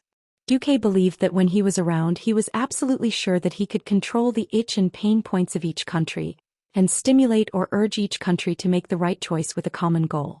After transmigrating here for so long, Duque discovered a fact. Even if he had climbed to his current high position, he still could not completely prevent every tragedy. Especially when he was not in Azeroth, fate seemed to continue to move in the predetermined direction. Kalia and Queen Syriana teamed up to play a little trick, which made Duque a little unhappy. On the other hand, they also reminded Duque that he needed to cultivate more agents in the alliance who would firmly support him, so that in case he was not around, they could also stabilize the situation in the alliance. Duque, who was clear about the original history, knew very well that in the following years, the various kingdoms could be said to be in constant trouble. From another perspective, Duque was a little worried that things would go too far. Kalia's unprincipled support for him might cause dissatisfaction among the other kings of the alliance. This balance needed to be better grasped. Rubbing his eyebrows, Duque looked up at Kalia. The once extremely gentle princess had become mature, be it in temperament or mind. He still remembered that when they parted 10 years ago, Kalia was still an innocent and pure girl. Now that she had seen more, she naturally had her own opinions. Duque could not help but sigh. Unexpectedly, it was this sigh that caused Kalia's uneasy face to instantly turn pale. She gently clenched her skirt and lowered her head. Duque, do you not like what I'm doing? I just want to prove to you that I, too, can be like Wuxia, a person who supports you from behind. If you hate me being involved in politics and power, I can give up all of this immediately. I don't care even if I have to be a puppet to pass on orders because Duque looked at Kalia with a gentle gaze, just like when he had rescued Kalia from the cage in the palace 13 years ago. He had watched Kalia dance barefoot in the snow-covered fields. It was pure admiration without any distracting thoughts. However, Duque wasn't looking at Kalia's beautiful appearance. Instead, he was looking at her eyes, voice, expression, body language, and all sorts of other things, hoping to see through her heart. Then he truly felt the pure and kind girl who did not forget her original heart. She had nothing else to ask for, but wholeheartedly wanted to repay the freedom he had given her back then. Gently stroking Kalia's head and letting her soft golden hair flow through his fingers, Duque revealed a faint smile. There's no need to deliberately distort your heart for someone. Living for others is a very tiring thing. I'm very grateful for your support, but I've always been doing things that are beneficial to the entire alliance and even the entire world. I think that any wise leader can see whether what I'm doing is right or not. Everyone can make mistakes and there's no need to deify me. As long as you can scrupulously abide by your original heart and do your best to work for the development of the alliance, it's fine. Scrupulously abide by his original heart. Four simple words sublimated Duque's entire state of mind. Kalia suddenly realized Duque's true thoughts. From the start, Duque had never thought of using Kalia or Cervantes to achieve any specific goals for himself. It should be said that as long as they ascended to the throne, it was more than enough for him. At this time, those with a little information network knew that the three Windrunner sisters had long been taken care of by Duque. Kalia had also been with Duque for more than 10 years.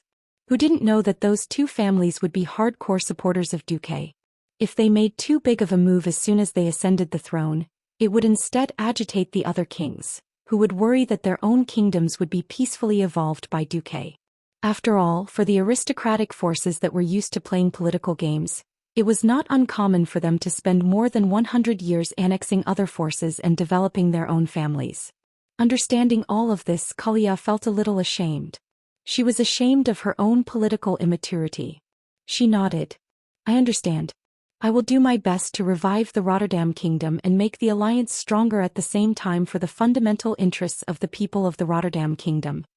After getting Duque's approval, Kalia nodded and bowed gracefully. She then glanced at Wuxia and Cervantes reluctantly and left first. Then Wuxia tactfully glanced at Duque, who was a little embarrassed, and the thought-provoking Queen Sylvanas. She smiled.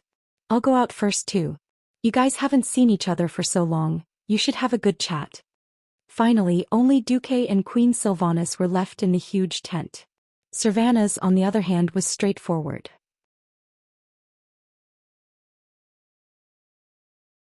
He walked up to Duque without any shyness, and put his two muscular arms on Duque's shoulders. His 10 strong yet soft fingers hugged Duque's neck from the back of Duque's neck. Today Queen Sylvanas was still dressed as a ranger. Unfortunately, it was unknown whether it was because of the ritual or something else, but her skin that was usually exposed to the air was covered by a layer of black gauze.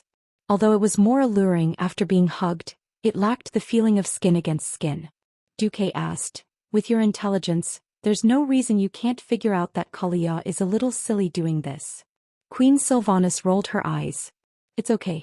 I think a girl who gives her heart and soul to you is also very beautiful like this. I may be able to stop you from continuing to give your heart to the world, but I can't stop more women from falling in love with you. Who told me to fall for such an outstanding man? Duque was a little breathless because when Queen Sylvanas pretended to fix Duque's collar, she tightened her grip on Duque. Dear Duque, although I don't mind sharing you with other women because I'm a latecomer myself, it doesn't mean that I'll tolerate your promiscuity indefinitely. I'll forget about the mess you left behind in the past, but in the future, don't give girls magic ice roses or whatnot. Not one girl in this world can resist this kind of romance.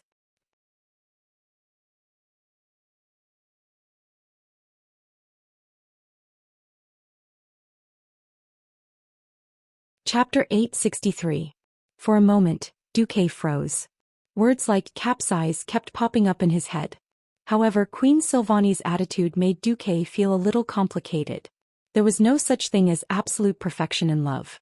Sometimes one could be an angel one moment and the next, a devil. There were things that one liked and things that one disliked. Being willing to tolerate everything about the other was love. If Queen Silvani was just a docile vase, Duque could have as many beauties as she wanted in the noble circles of various countries with just a wave of his hand. Queen Silvani, on the other hand, was strong, wild, and constantly fighting against fate. She was definitely the ideal partner to accompany Duque to the end in Azeroth. Duque smiled brightly. Just as he tried to put his hands on Queen Silvani's flexible and elastic waist, Queen Silvani dodged beautifully and Duque missed. When Duque came back to his senses, he only saw Queen Silvani's slender figure standing at the entrance of the tent. Queen Sylvie turned her head and gave him a provocative look. "You bastard, your body reeks of Lucia. Before I calm down, go find your Lucia." Duque was dumbfounded. When the beauty disappeared in front of him, he sighed sadly. Damn it, are all the women of the Windrunner family dogs? Queen Silvani's words were not only for Duque, but also for Lucia, who was waiting at the door. The uncrowned queen of the South Sea city-state, the Marquess of Stormwind, blushed with shame. No matter what, at least this matter was settled. In fact, the coronation ceremony was more like a political show.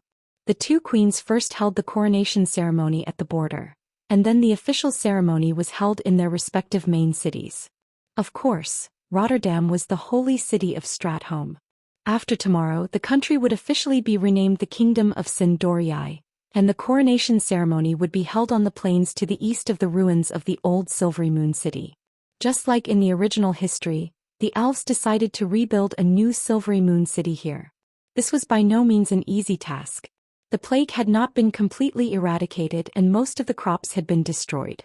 Sindorii, who was unable to feed all of the elves, could only use boats to transport the surviving elves to Windrunner's territory in the southern continent's elven forest. Windrunner's territory, which had been viewed as a traitor by most of the elves in the past, had now become a refuge that could save their lives. This was quite ironic. On the other hand, it showed the importance of working with the Alliance. Without the help of the Alliance, this batch of elves might not even survive. It would be ridiculous if they did not die in the invasion of natural disasters, but died in the famine and plague that followed.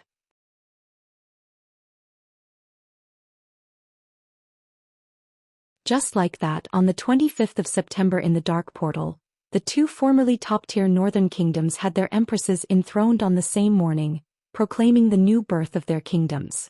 The Salus Trail was not a spacious place. However, the huge platform built halfway up the mountain could easily accommodate 5,000 Scarlet Cross warriors and 5,000 elven guards. Similarly, the 5,000 citizens who had been selected from various places were fortunate enough to witness the ceremony, witnessing the kingdom's new hope in their hearts. Queen Kalia Menethil and Queen Sylvanas Windrunner step onto the red carpet. In the south, Queen Kalia was different from everyone's impression.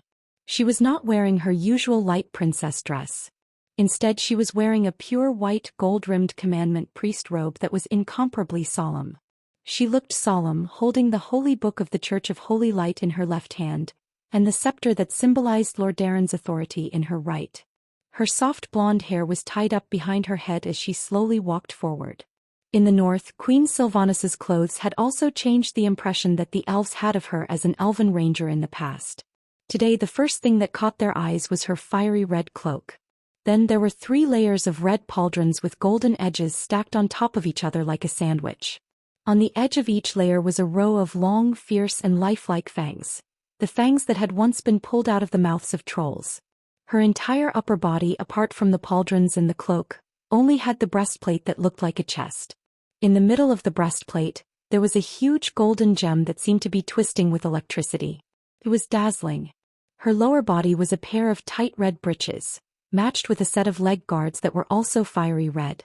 If one looked closely, they would find that the leg guards had a large number of elven magic inscriptions that strengthened speed and agility.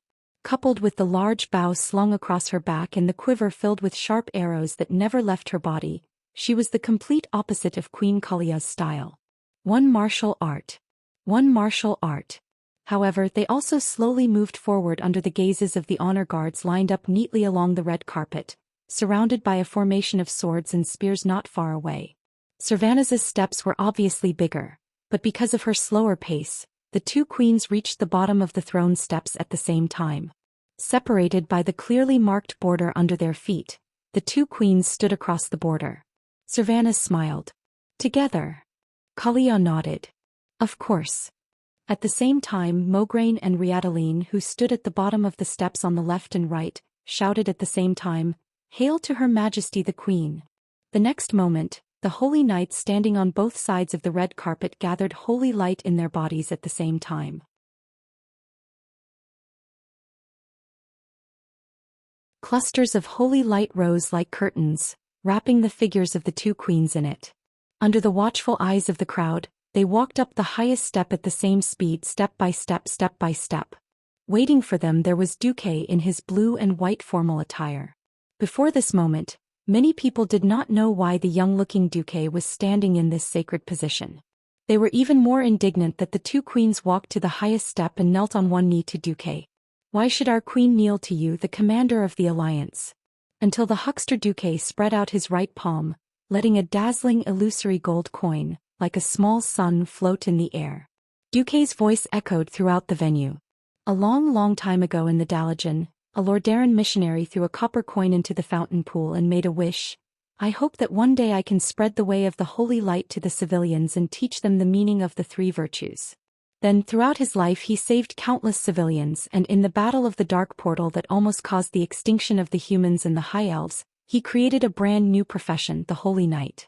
Until today, the Holy Knights are still in the hands of the evil undead calamity, protecting every kind being with holy light.